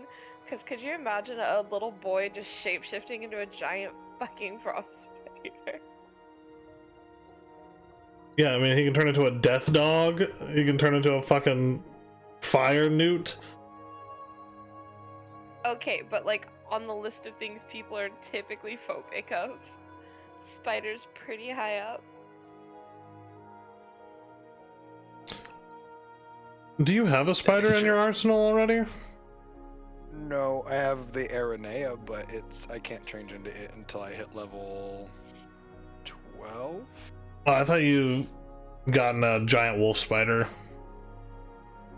No, I've got Aranea, Blink Dog, the Thorny Vegapimi, Death Dog, Cat, Raven, Axebeak, Fire Newt, Moorbounder, and the Frostbite Spider Matron now. Mhm.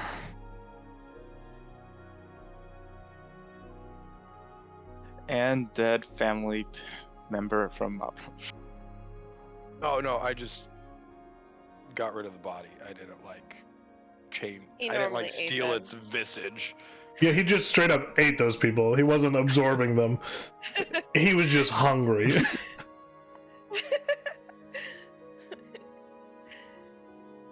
I know there's a lot of dead things around, but we should probably rest here. If we get into any predicaments going forward, we're not exactly super prepared. I agree. All right, we can stop here. Setting up some camps.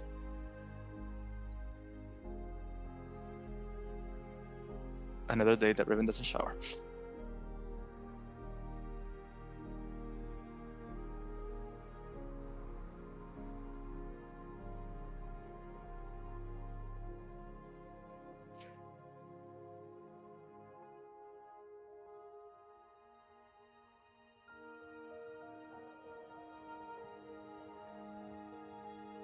Wait, what's that big spider? Jesus creeping up fucking on? Christ. He's like, yep, this is the new boss now. No. The Alright. spider patron. I'm gonna crawl up into that spider's asshole and then spit fire on the inside. Okay. So, as you all set up for camp for the night, the amount of death that's been around here, not many creatures are in the area. So, you guys go uninterrupted for the night. You guys doing anything over the long rest? Well, Riven's gonna try once again to possess the horror correctly. What And day fight is with it? What's up? What day is it? Let's see, it would be... Where's my calendar at? Yeah, the big question is if we missed Mavra's birthday or not.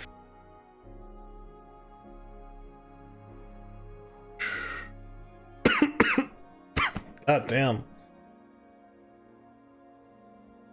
What the fuck's my calendar?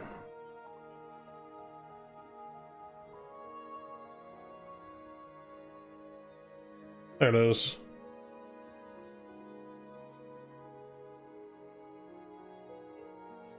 Let's see.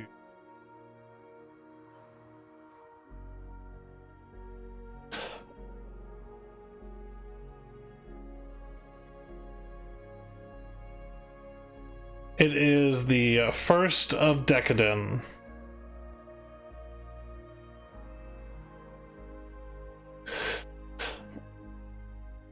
Do we have a double full moon? You do?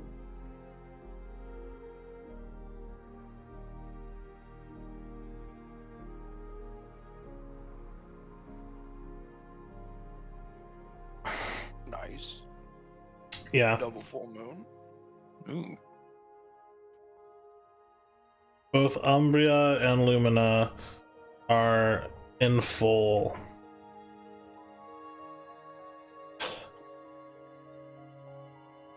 Lumina's reddish tint kind of cascades across the land, giving this red hue to everything around you guys.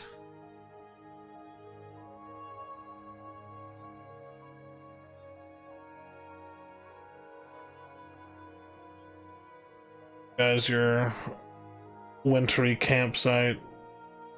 That's alright.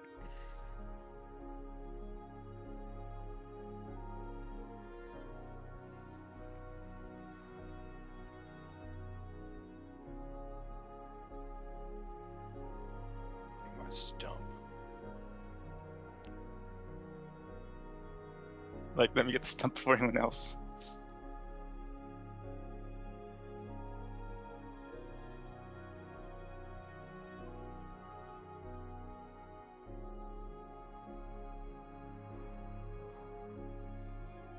So as you all lay down for a rest,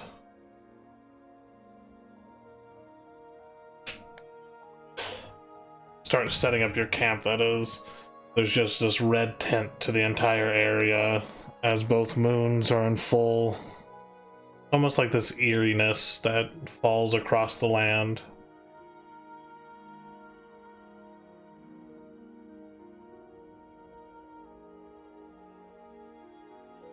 Oh, that's creepy. Gotta love full big full moon. Let's see, red. Love it. Oh, I was Obviously, born on a Raven's night quite girl. like this.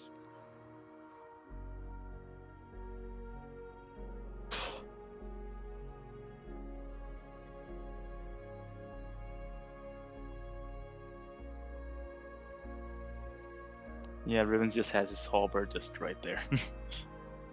Holding it. Because he wants to try it again. You're gonna try it again right here in front of everybody? Yep, this time he's gonna do it right here in front of everybody. And so how He's are gonna you? be, at first, Go he's ahead. gonna be like, I'm gonna try and overpower this halberd. And so if I scream in pain, that's the reason, alright? So no one be scared. I'm not gonna die.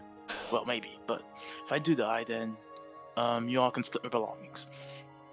You're trying to overpower it. Correct.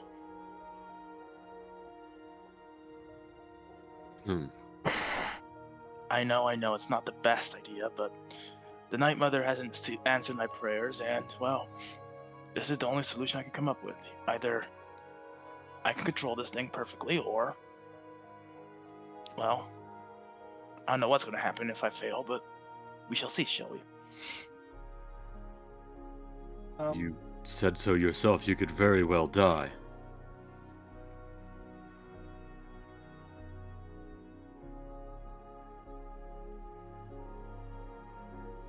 Well, every time I use it, I get closer to death.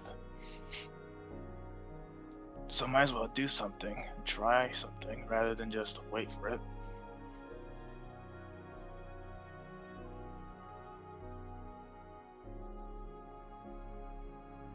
Anyway, just keep a watch on me and make sure that, well, I don't suddenly just perish. As Riven tries to commune with the halberd and once again try and impose his will upon it. Excuse me for a moment. Gonna stand over here. No, Riven just runs. I'll head back into my tent.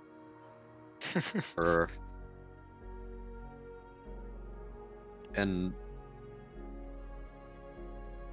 I'm just gonna say a quick prayer to the Night Mother, saying, please, my friend and your erstwhile disciple is trying to kill himself using your weapon. He lacks guidance. Please, could you show him the way? Roll a religion check. I'm great at this. I know, right? We're amazing at this. 4. Yep. You've said your prayer.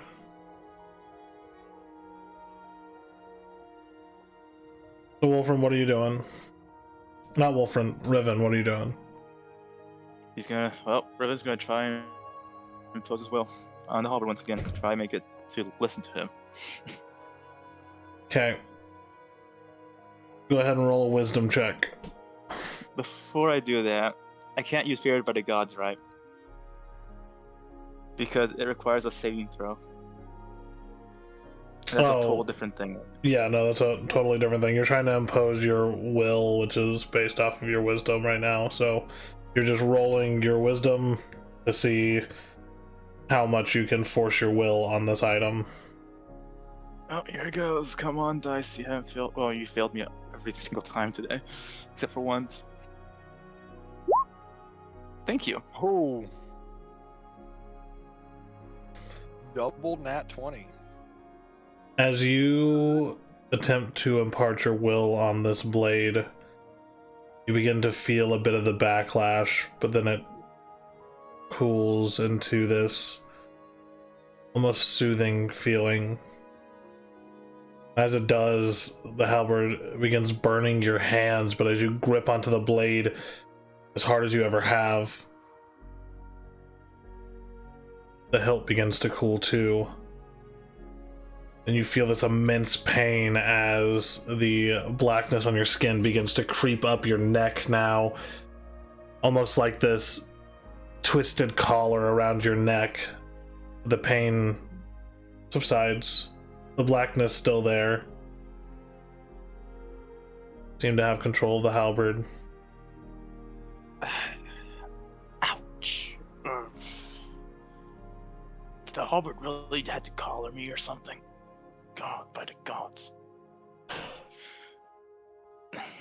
Riven's gonna. Does anything else like feel like change apart from the increased blackness on his skin and Yeah, and, so like the soothing of the halberd? right now,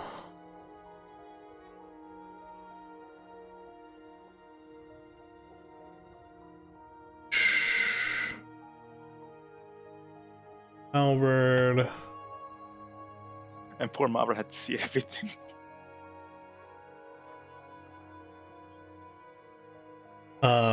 Your halberd goes from dormant to awakened. Ooh. So it'll have a few additional abilities.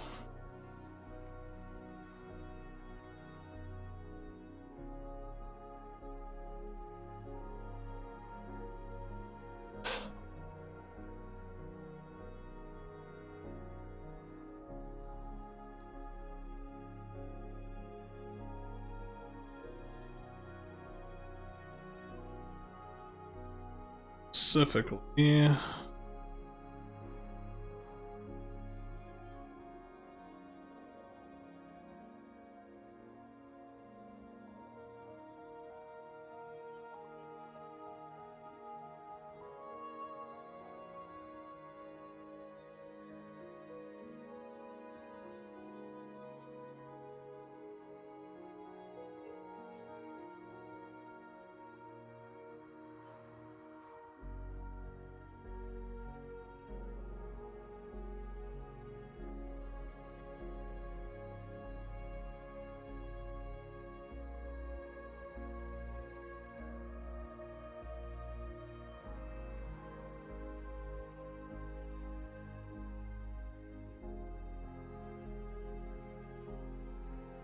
so you already had Fate's Sacrifice, but now you also gain Fate's Aegis. So as a bonus action, you can choose to sacrifice hit points to don Armor of Fate.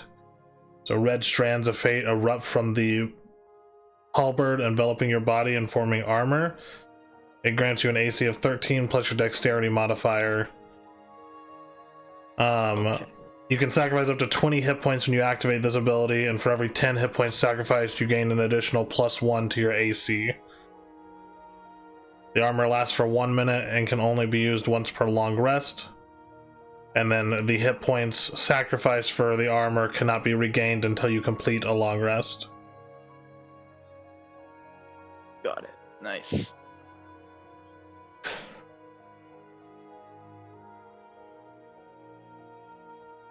Very nice indeed.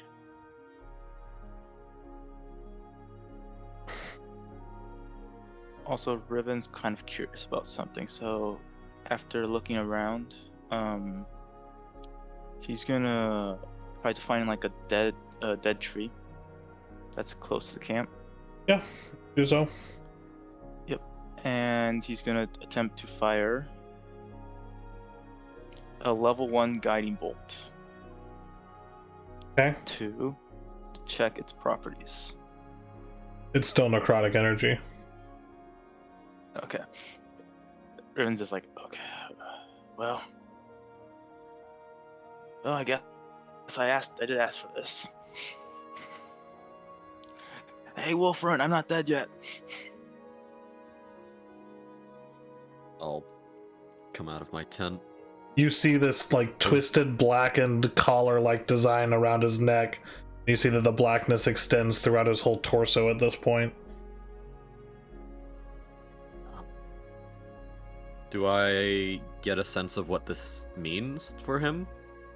Well, he seems to be healthy at the moment, but much like you had deduced before, you've heard of this kind of phenomenon before when a cursed item is rejecting its user. But only time will tell at this point. He doesn't seem like the blackness is hindering him at this point right now. But it did increase from what it was before.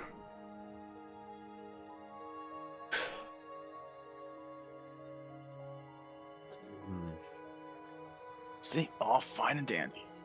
Nothing really bad happened. Just a lot of pain, excruciating pain, but other than that, clear sailing.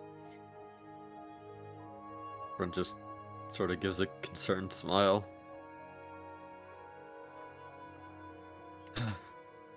Well, see what this means for you, I'm sure. Oh, I'm sure nothing bad will happen. Look, you and Malvra is safe, and she was like almost right next to me while I did it, so everything's fine. As Wolfman just leaves.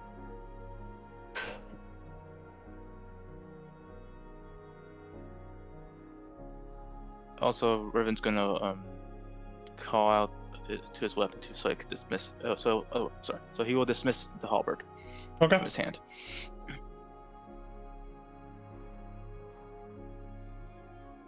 Easy enough to do. Oh, Mavra, are you gonna go hunting today, or are we gonna use our rations and supply of spiders?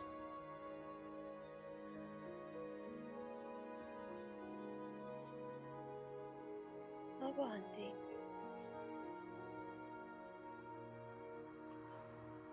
All right, well, Spider. I'm surprised you want to eat spider, the roaches you keep in your pocket. well, I mean, it's the crunchy part that you have to get through, but after that,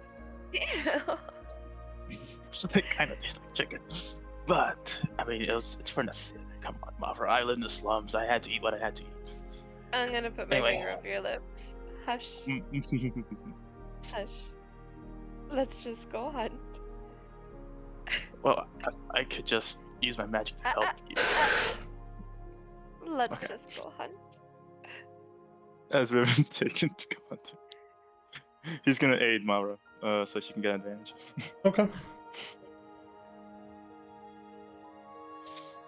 I'm gonna peek over my shoulder and see what Wolfren's doing over there. Not a ton. Not a ton. Is he? Probably just cleaning my sword. Alright. I'm gonna look up at Moon and I'm gonna pull out this mask and kinda like hold it out in front of me and like look through its eye holes at the moon to see if anything looks fucking weird about this shit. Okay.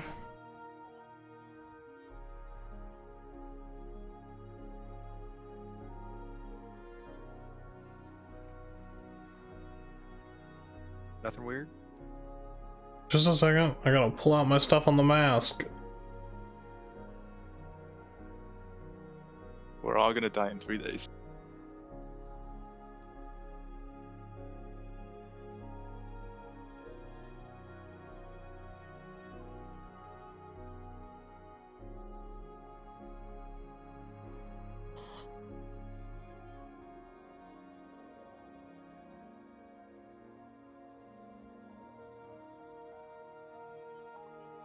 Okay.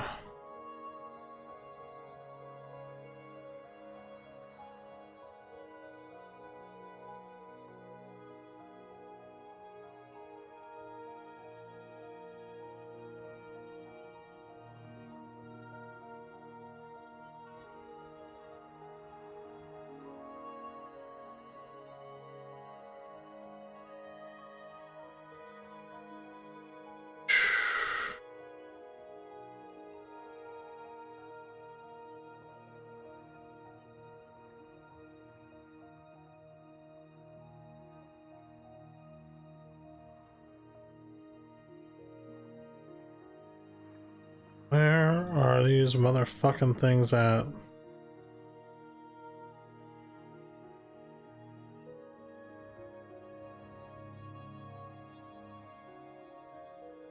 Tired of these motherfucking snakes on this motherfucking plane. There it is.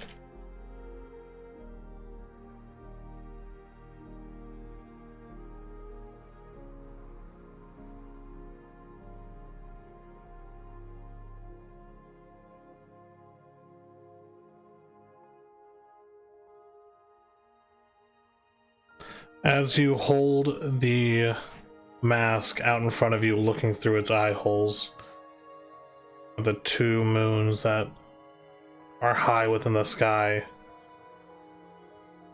the eerie luminescence cast by Lumina and Umbra mixing, casting this red hue on everything. As you raise the cracked porcelain mask towards the moons in the sky, they frame the celestial spectacle above you. As you gaze through these eye holes, the moons shift, not quite like they were. And as they paint the mask in their light, you see the cracks and imperfections of the mask almost mimicking the stars aligned around the moons.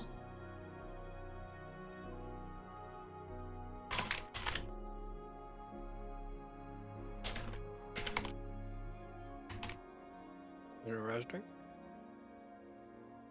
That's it? No, I got more. Oh, okay. I just didn't want to interrupt.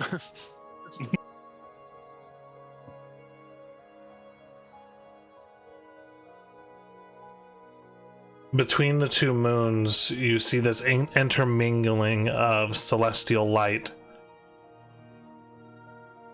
And then the stars begin to shift within the eyes of the mask, forming the visage of a cloaked woman in the sky.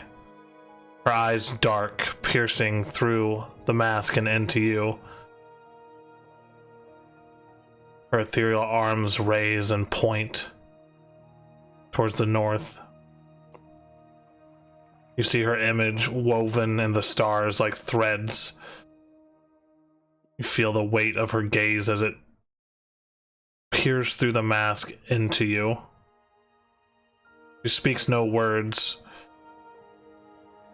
but it's almost as if she's beckoning you, asking you for something.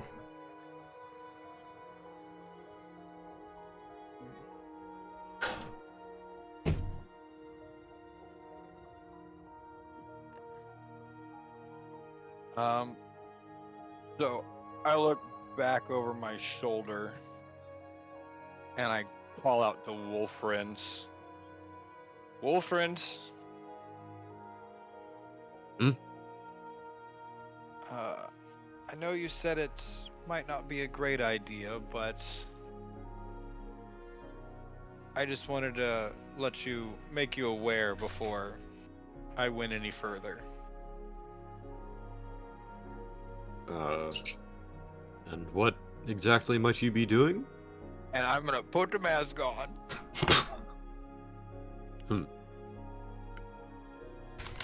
I'll just watch, I suppose. Okay.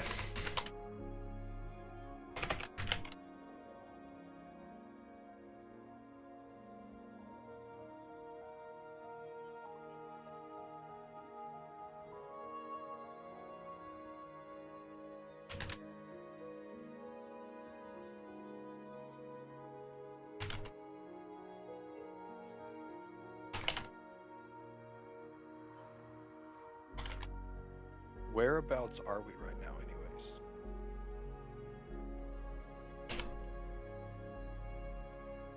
anyways? You guys are about 40 miles south southwest of New Drock. Okay, so like between Everill Keep and Lysaf? Yeah. Okay.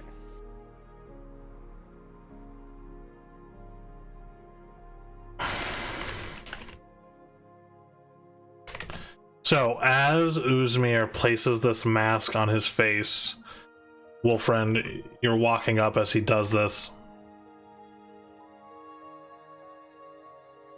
He puts it over his face, and you see this surge of energy as these black strands begin to unfurl from the edges of the mask like wisps of shadow emerging from it. They begin to envelop Uzmir. These obsidian tendrils weaving around his form, coiling up his limbs, tracing intricate patterns across his body. His pristine white robes and pants gradually darken, fading into this deepest black, akin to the night sky itself. The transformation feels like an effusion of the very essence of the Night Mother almost, as you feel this radiant energy that you felt before, Wolfriend, almost like she's standing in front of you for a moment.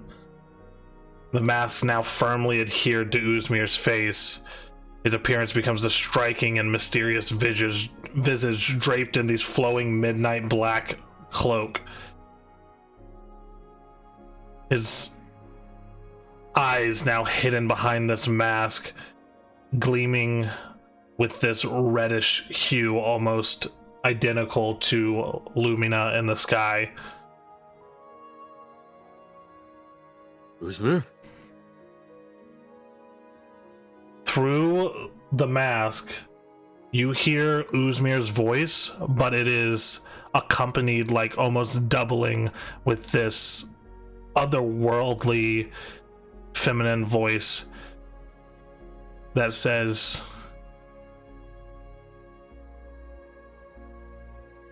Uzmir is a harbinger. The darkness is coming. I can no longer stop it. You must stop it. At this point, Uzmir, you come to consciousness, and Wolfriend is just staring at you. This mask is attached to your face. You look around and you see this dark cloak. Your clothing is completely changed.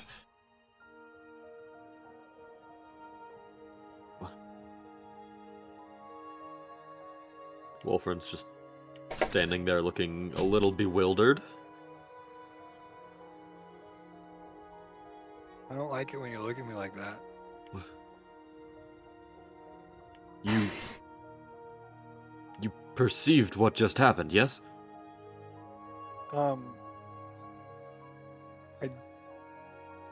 don't follow, I guess, what you're alluding to, but I would say I perceived something different by the look on your face.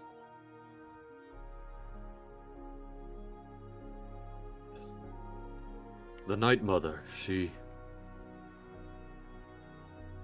I think she took you up as a vessel. But for a moment.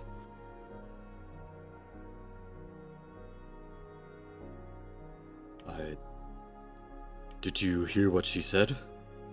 Through you?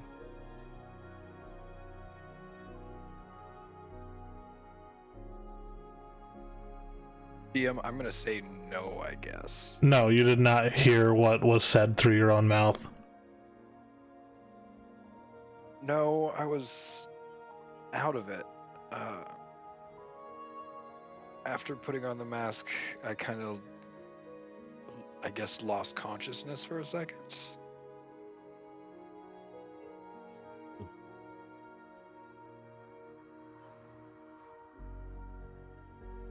Right then.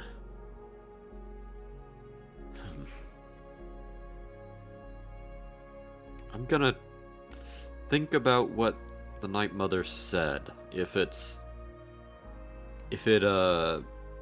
if it's sparking any neurons in my brain. Yeah, roll Harbingers and darkness. roll a history check. Oh, I'm great at that. You can roll with advantage. What's that, 16? 16. Okay.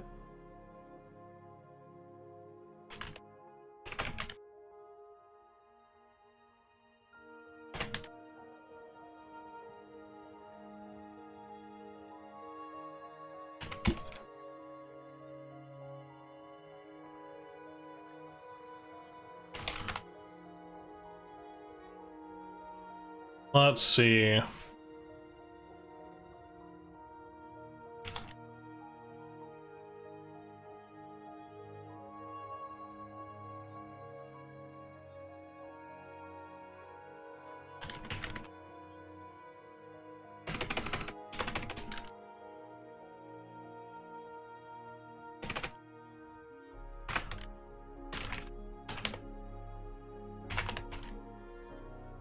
So, looking back into the text that you've read and the stories you've heard, things are starting to come together, Wolfriend.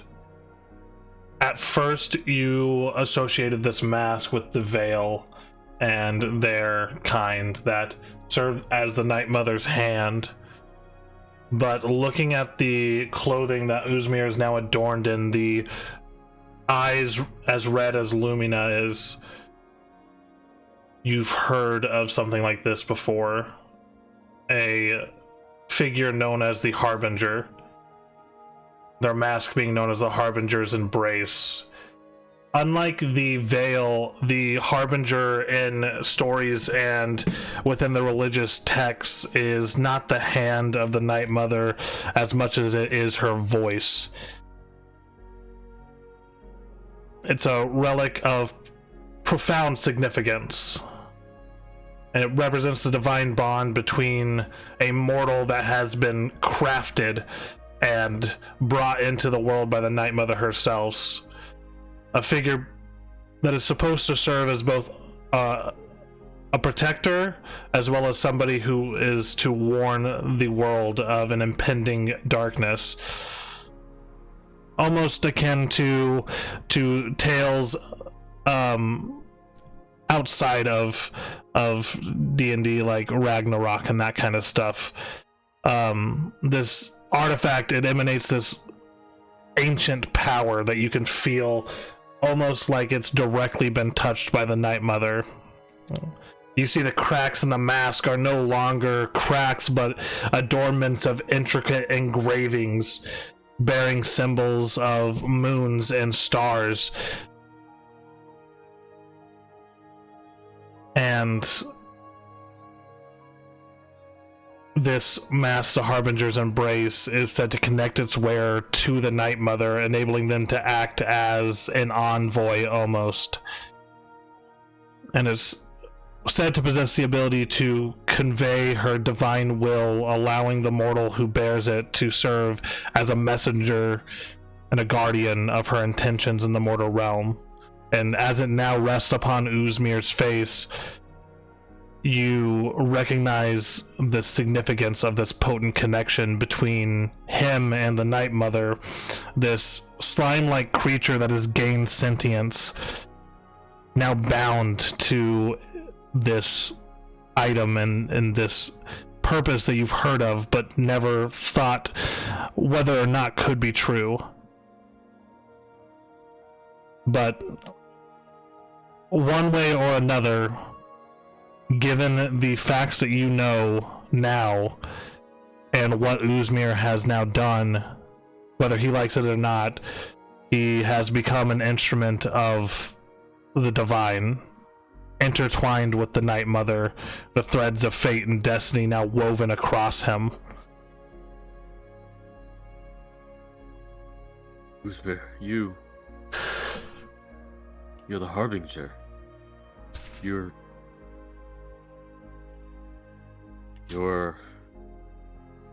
her voice.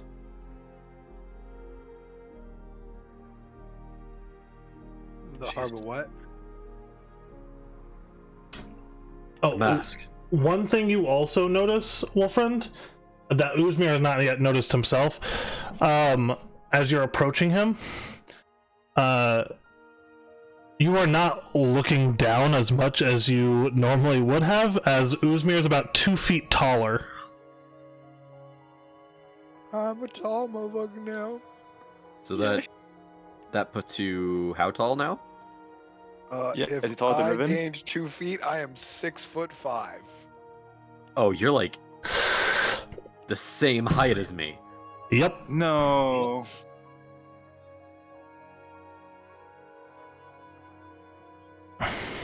You've grown. And Uzmir, it's at this moment that you start looking around, and you are like this. You are eye to eye with Wolfriend for the first time. I like look down at my feet to make sure I'm not floating. You are not floating. Look back at Wolfriend, and I was like, so this is what it's like.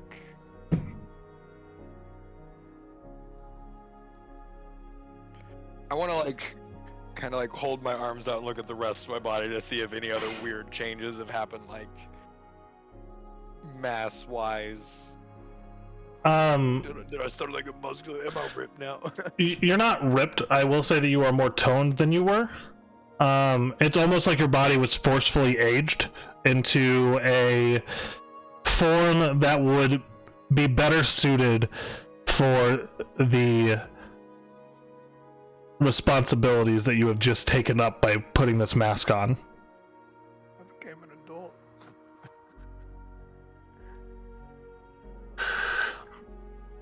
And then I'm going to look back up towards the moons to see if the figure I saw before I put the mask on is still there.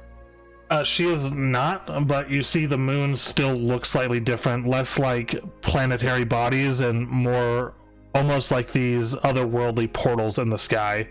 Also, how many items were you attuned to? I was only attuned to 2. Oh, wait, hold on, let me look. I'm only attuned to 1. Okay, cool. Because you are attuned to the mask now. So if you were attuned to 3 items, you would have had to unattune to another item.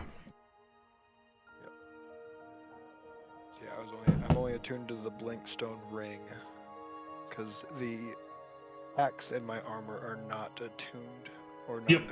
attunable thingies. Right.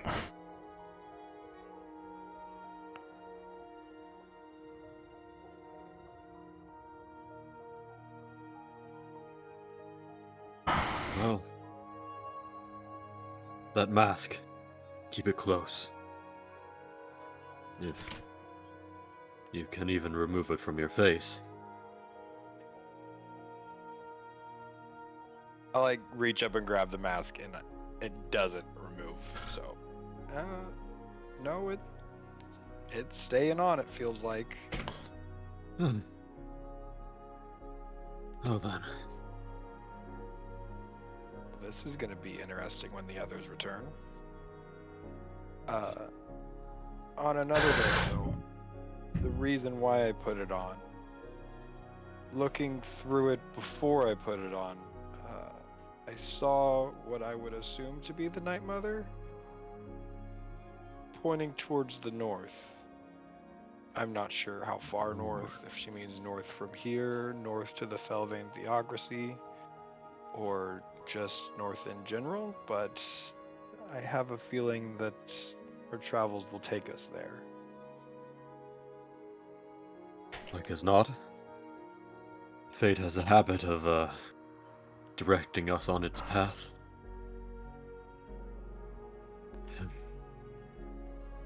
Well, regardless, like it or not, you've become an instrument of the divine yourself.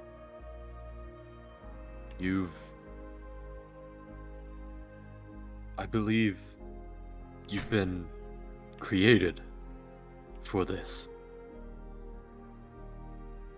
In a way.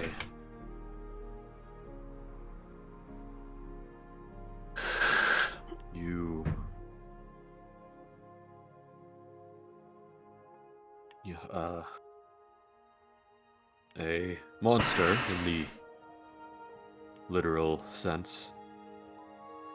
Given life, sentience, awareness. I think this is why you were raised up like you were.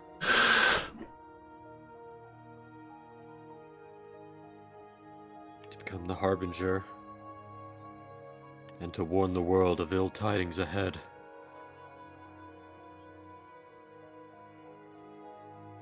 When she spoke through you, she spoke of darkness that she could no longer hold back. I know not what she meant, but we will learn soon, like as not.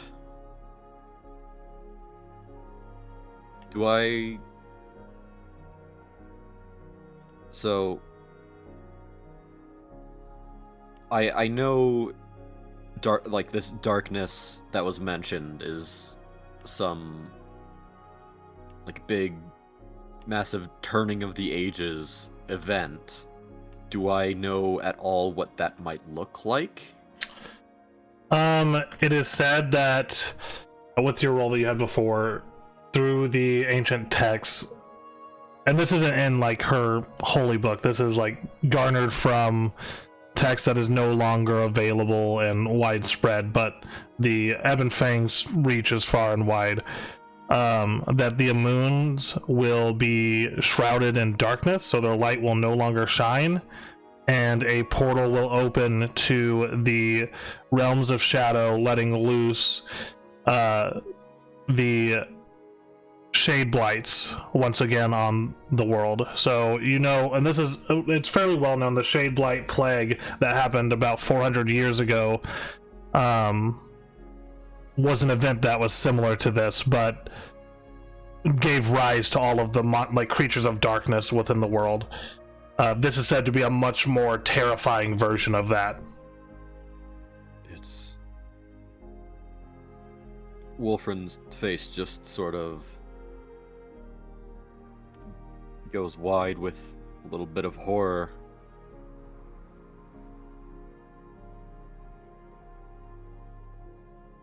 Another shade blight plague could well be upon us. But even so,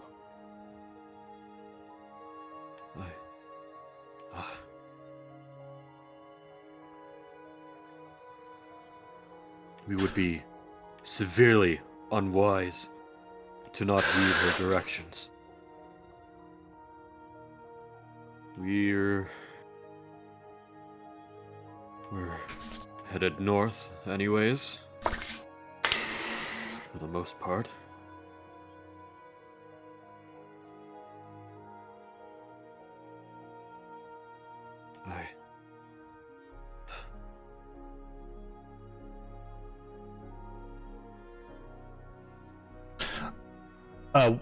Uzmir, I did just send you the details on the Harbinger's Embrace. Yeah, I got it added to my sheet now. It does some cool things. Yeah.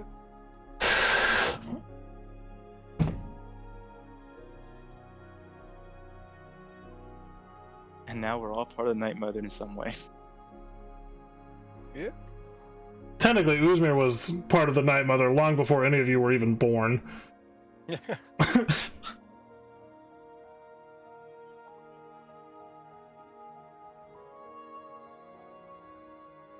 Zephyrion would be so proud. After killing a priest, yeah. Well, friend, it does also dawn on you that with the arrival of the Harbinger, there will be people who would seek to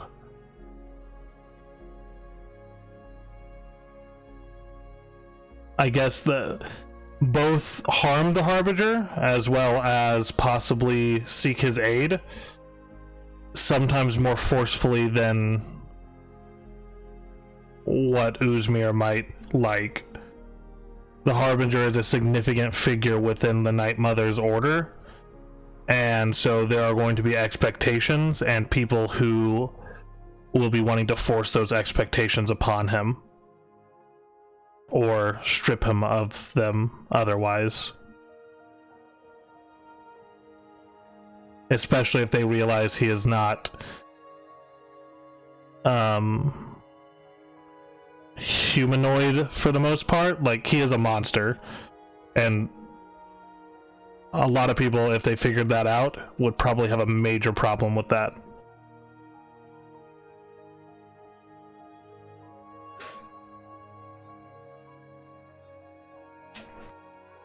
You're a figure of great importance now, and in an incredibly precarious position. Many will seek you out. Some for good, some for ill. All will have their designs with you. I've been on the run for a long time already, rule friends. A few more chasing me is par for the course, I feel.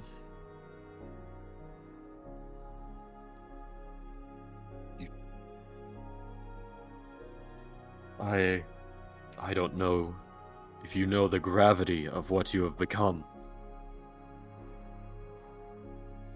You...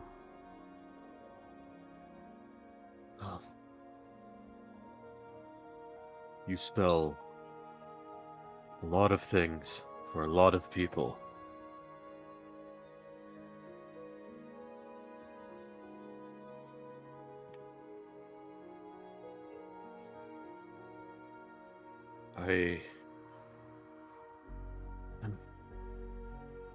We have to get you back to my order. They'll want to see you, for sure. And we must protect you against those who would see you in chains or otherwise killed. Iron Brand not least of all. The theocracy especially. And the entire God's damned theocracy. Oh. Cue the training montage. Wolfram just sort of starts pacing.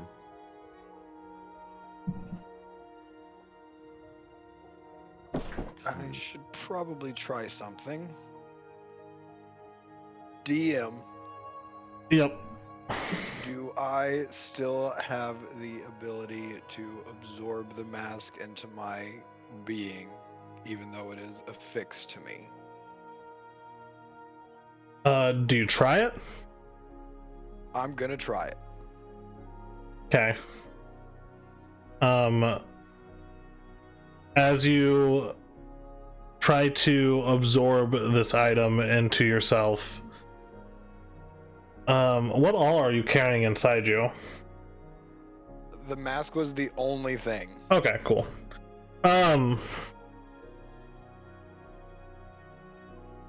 Yeah.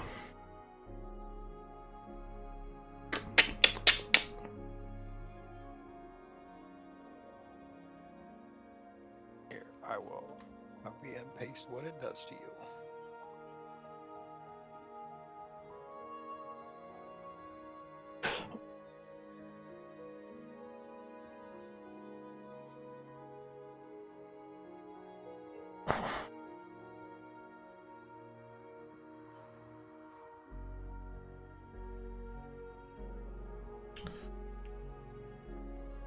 Worst hunting trip of all time. As you attempt to absorb the mask into you,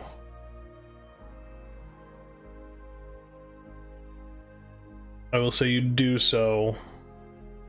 Your form reverts to what you were before you put on the mask, so you are no longer 6'5". Woohoo. Your eyes go back to normal, and your clothing goes back to normal. Interesting. Oh, good. You can remain inconspicuous if you need. Well, friend, there is the designs that you saw on the porcelain mask. Now, the cracks and scars that were across Uzmir's face have also taken the form of those symbols and writings that were on the mask. As long as no one looks too close, anyways.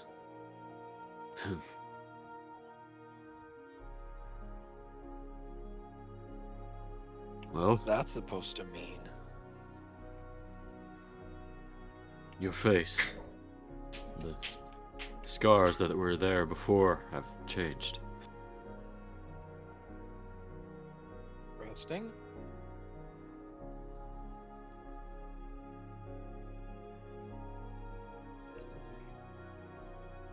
At this point, Riven and Mavra return with a very poor bounty. Enough to feed you all, but not like the most hearty of meals.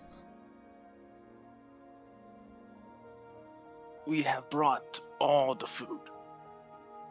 Riven announces. Remember to tell me next time not to bring Riven when we go hunting. I was an incredible hunter. You see You're me? not Just- supposed to be loud. Screaming at the deer doesn't frighten them to death. I thought that if I could frighten it, it could run across you, and then you could shoot it easily. It ran the other way. Did you forget there were two ways it could run? Well, it could have been amazing, but apparently it didn't work. Anyway, we have enough for some stew, and only for tonight. Sorry. That'll be fine. There's been a development. Oh no. Uzmir, if you would. So I'm gonna stand up and don my mask again and grow 2 feet. Yeah, you guys see his form shift and grow, almost aging in seconds as the dark tendril-like threads cover his form, changing his clothing to this cloaked, masked individual emanating the celestial energy that you guys recognize as the Night Mother's influence. Oops, you got tall. Oh no. That means you're taller What? than. Oh. Now I'm the shortest one here again. That's the first thing you worry about? You Well, realize yes. the significance of this, yes? No. You think I. Right. I'll... The real significance is that Uzmir can ball now.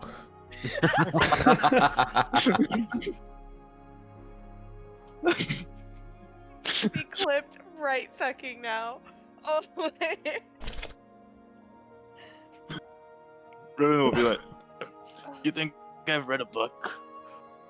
Well, friend. Of course you haven't. And I will relay everything I know about Uzmir's whole deal now. Yeah, it's a long story, but you managed to get the point across to the others. So wait, isn't this a good thing? I mean, we can start a cult. And then we can just increase our power base, and then we won't be starving, and then we can get some men under us. And then kill everyone that we want to kill, and done. Wolfram just sort of looks at you and frowns a bit.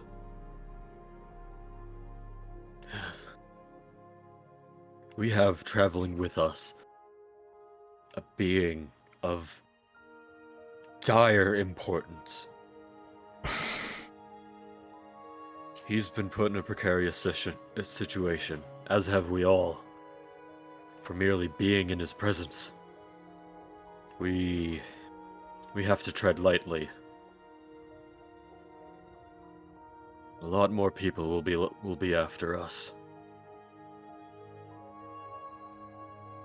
If it's that important, then people are going to be after us anyway, whether we tread lightly or not. And this way, we can just, use that power and get the advantage before anyone else does. Though I guess it's Usmir's decision at the end of the day.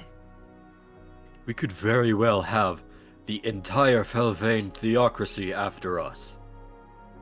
Are you sure that's a power you want to deal with? With the 4 of us? You'll protect us, will you, Wolfriend? And Riven just smirks. I'm a good fighter, but I'm not that good. Not good enough to fend off an entire army on my own. And here at the Isles, traveling with a demigod. Alright then. So, what do you suggest? We just keep it low? Usmir just travels like that? Wait, how does that even work? Like, can he just change his form? It appears such. Usmir? It's so I have, I guess, the ability to kind of hold small objects inside of me as like think of it as like a pocket.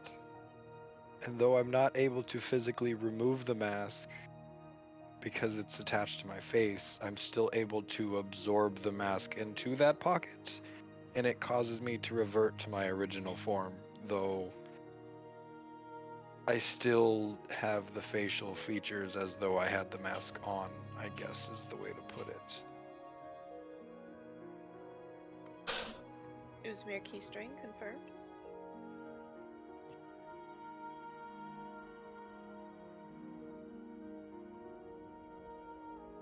Then Void pocket, what would not you prison want to do? pocket. Prison pocket. Then what do you want to do, Usmir? You're the one with the power now. Well, I can't exactly ignore fate and say the world is doomed. That's a bit of anarchy here and there. Though I know, I'm gonna be good. I'm gonna be good. Alright, so if are you saying we're gonna have to save the world now? I know not, but we have the voice of the Night Mother herself traveling with us. She has designs for us, no doubt. We'll learn them soon enough. I'm just surprised that she hasn't chastised us for what happened back there. Yet, at least. Surely a divine being knows that we didn't intend for it to happen. Mavra, From what I know, the longer you sit here, there's this like tinge of pain in your head, this fear response every time you look at Usmir. Oh, great.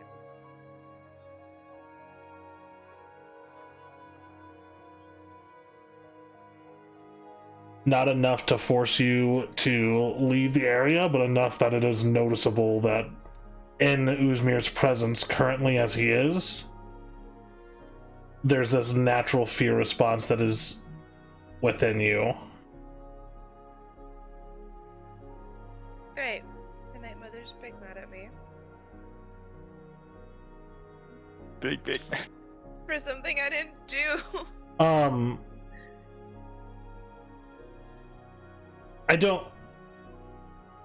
I think that you'd be able to tell that this is less a fear response from you as it is maybe another consciousness that is forcing that on you. Oh, The sword. interesting.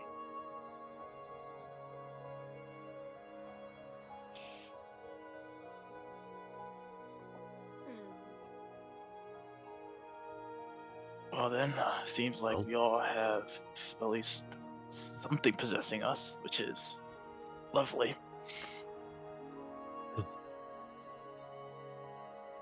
So what do we do next? Do we follow our original plan of going to talk to Wolfrand's men, or do we follow the voice in Usmir's head? Well, Should always both would follow have the you Night Mother. both would have you heading north toward the Empire. We do First both. things first, we go to the where Wolfrin's people are. We need to deal with that sword, one way or the other. And besides, my people are northward anyways.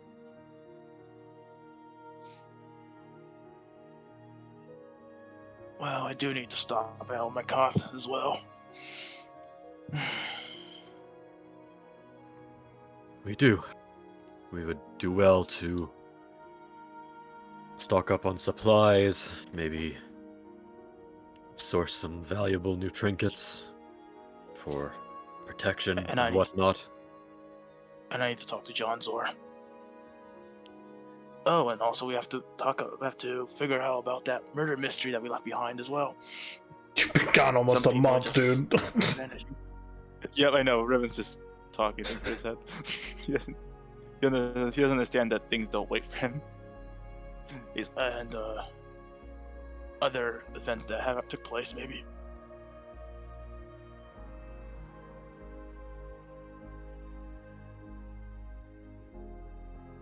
So, as your guys' discussion continues on, flickering firelight, the tinge of red across your surroundings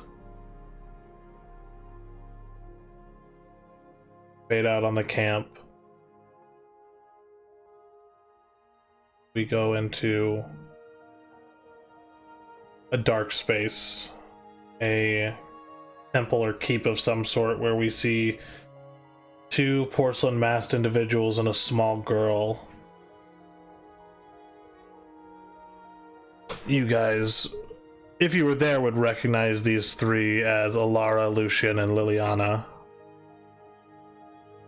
You guys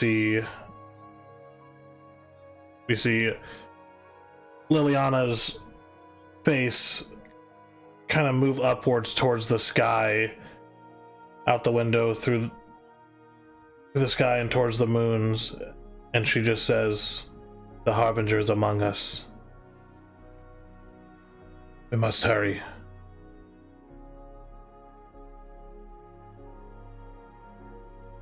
And then to Allcourt Keep within the Theocracy, we see a door fly open into the office of a familiar captain, Cedric Elowin, as there is what looks like a cleric who storms in, and he just says, "The Night Mother's voice has arisen. We must prepare." And that is where we will end for tonight. Oh boy. We've got plot. Fun times, guys. Oh, hey, Para's in the chat. I didn't even realize it. I love you, Para. Thanks for watching. We'll see you guys next time. And everyone have a beautiful night. Night night.